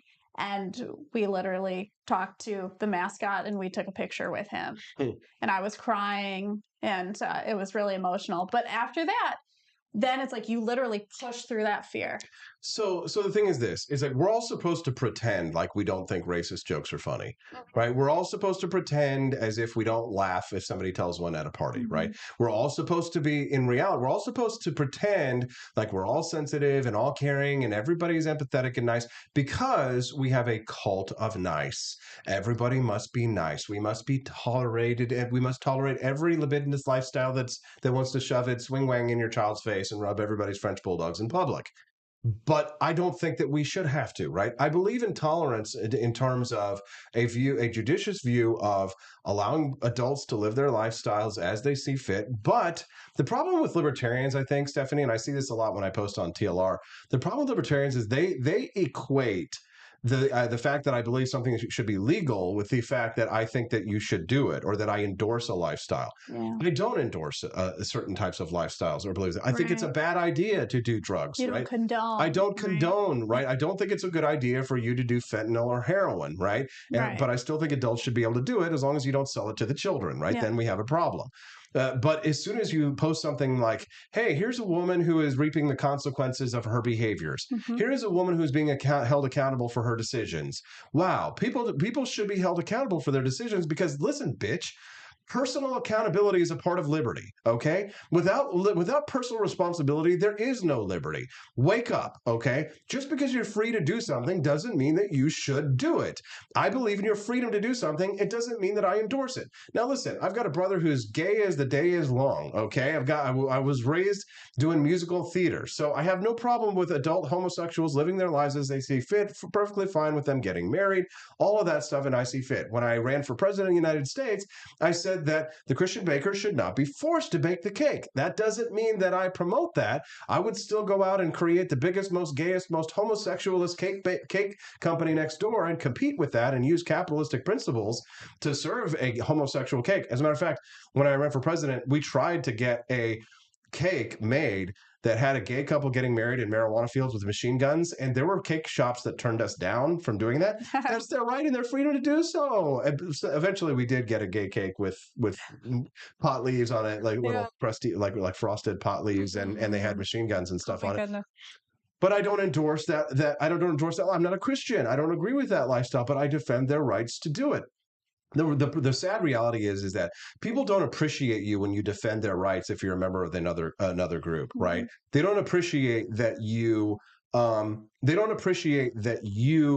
defend their liberty if you're not also a member of their group, right? So they're just like, well, we have no use for you. I don't care that you're defending my freedom because you have to agree with me completely on this one. And the left does that and the right does that, right? So I defend the liberty of homosexuals to get married, right? And so the Christians get mad at me for that. Right? Throw me under the bus for that, tag me with that. Even though I defended the Christian baker and saying he shouldn't have to bake the cake. But of course, I got attacked by the left and the left libertarians and the Gary Johnsonites, who they believe that the Christian should be forced to bake the cake, by the way. And that was a big debate and an argument. It still is today. Yeah. But unfortunately, it doesn't matter that I defended their liberties because they don't care, because they just want you to believe. People just want you to believe what they believe. You have to believe everything that I believe exactly the way that I believe it, or it's not legitimate. No. I don't want to have to live your lifestyle. I don't want to, I'm fine with going to a gay bar and hanging out as long as my wife's there to watch my butt and not get grabbed and sexually assaulted, because it's definitely happened at a few gay bars that I've been to. Right? I've been to drag queen shows in my lifestyle. I don't have a history as a drag queen. Right? I tend to live a lifestyle that is a little bit more conservative to a certain degree, but I'm not a social conservative, right? But people can't, because people exist only in binaries. People only exist in a binary thinking environment. I'm running out of time. We're not going to get to the rest of these emotional intelligence things. But because people exist in a binary, that's why the Republicans and Democrats, left and right, blue and red, we only can think in black or white. We cannot. Where's my robot voice? We are NPCs. We are the Democrats, and everybody must believe what we believe. We are the Republicans, and you must believe everything that we believe, and there is only black or white. There is only blue. There is only red. There is only blue. There is only red. Vote Team Blue. Vote Team Red. You know what I'm saying? You know what I'm saying? Sorry, Stephanie. Sorry to rant. It's my show, though. What do you want to say? I would just like to say, still don't be mean. It's just not cool to be mean just for the sake of being mean. It's like, just respect people who respect you, right? People who are deserving of respect should get it from you. And I say, be mean, bully a little bit, just so that your kids don't grow up and turn out gay. Just kidding. Oh dear. It's a gay joke. It's a gay joke. You're showing your true colors here. Yeah. Well, the worst thing is that they would be retarded, right? But don't be a gay retard. It's okay to be gay. It's okay to be retarded. Just not. Okay with any chop. It's not okay. Love. It's not okay to be a gay retard. All right. Don't forget to check out AP4LibertyShop.com. That's AP, the number 4. AP4LibertyShop.com. Steffi, we got to run. Say goodbye. Be free. Be free. We'll see you on Monday in the Wake Up America show at WakeUpAmericaShow.com.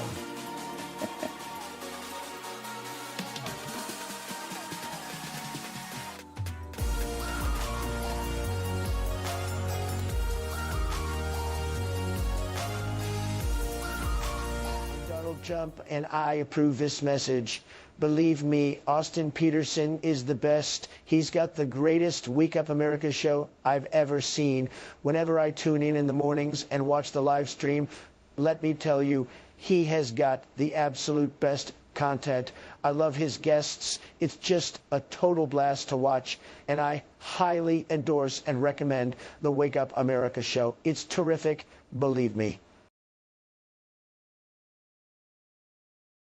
Hello, my name is Kelvin. Welcome to Frenchy Bush. This is my Didi's website. Now I've decided to speak to you with my real voice for the first time ever to tell you about how cool Frenchy Bush is. But I've decided that this is the perfect opportunity to share with you. Frenchy Bush is a good website. You should follow us on socials. If you like Frenchies or any kind of bulldogs, me and my new brother George are going to try to make your life more fun. Hello, I'm George. My neck isn't really thick yet, but it will be. We are so glad you're here. Please ignore my floating eyeball. It helps me spot predators who might be approaching from the sides. Didi made Frenchy bullshit to review things that he uses on me and my brother to tell you if it's good or bullshit. Take this collar, for example. Didi really likes it. Didi said it's really handy because us Frenchies got thick necks. Need something really tough. People think Frenchies are little, but if you look at us from below, you can see we are really pretty buff. Beefcake. Yes. Look at my creamy thighs and chest. Yes. You like that? Big brother, please focus. Frenchy Bush. Please follow us for more great content and read the Frenchy Bush blog for more fun and cool stuff.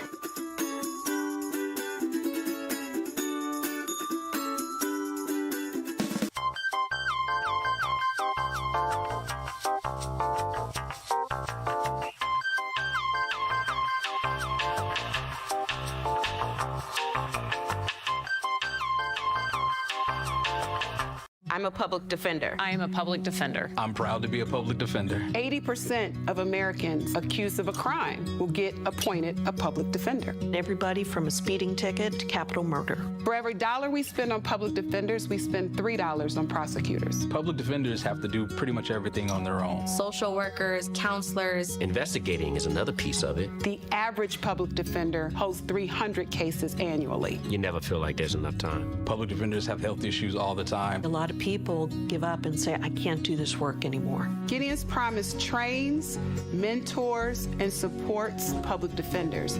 There are a lot of people who say that they would not still be public defenders, but for Gideon's Promise. It's fueled me to continue on in this fight. Gideon's Promise has changed the face of public defense. People see us as troublemakers. Good trouble only. We don't make it easy. It should not be easy to take away someone's liberty.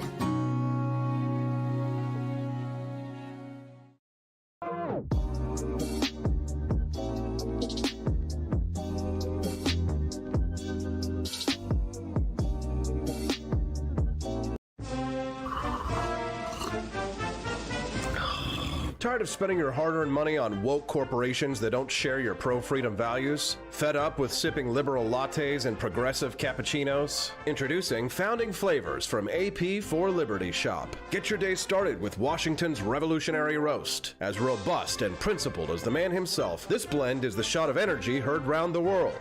Or maybe you want to taste the fervor of freedom with Adams's Patriotic Perk. It's as dynamic and balanced as the U.S. Constitution, sure to awaken your spirit of liberty. For the aficionados, we've got the Jeffersonian Java, a complex mix of flavors that speaks volumes about your refined tastes. And don't forget Betsy's Liberty Lullaby, our decaf option, crafted with the same care and dedication Betsy Ross put into our Star-Spangled Banner. This blend lets you enjoy the taste of freedom anytime without losing sleep. No woke beans here, folks. Just pure, patriotic, pro-freedom flavors brewed with love for liberty. So why compromise your principles for a cup of coffee?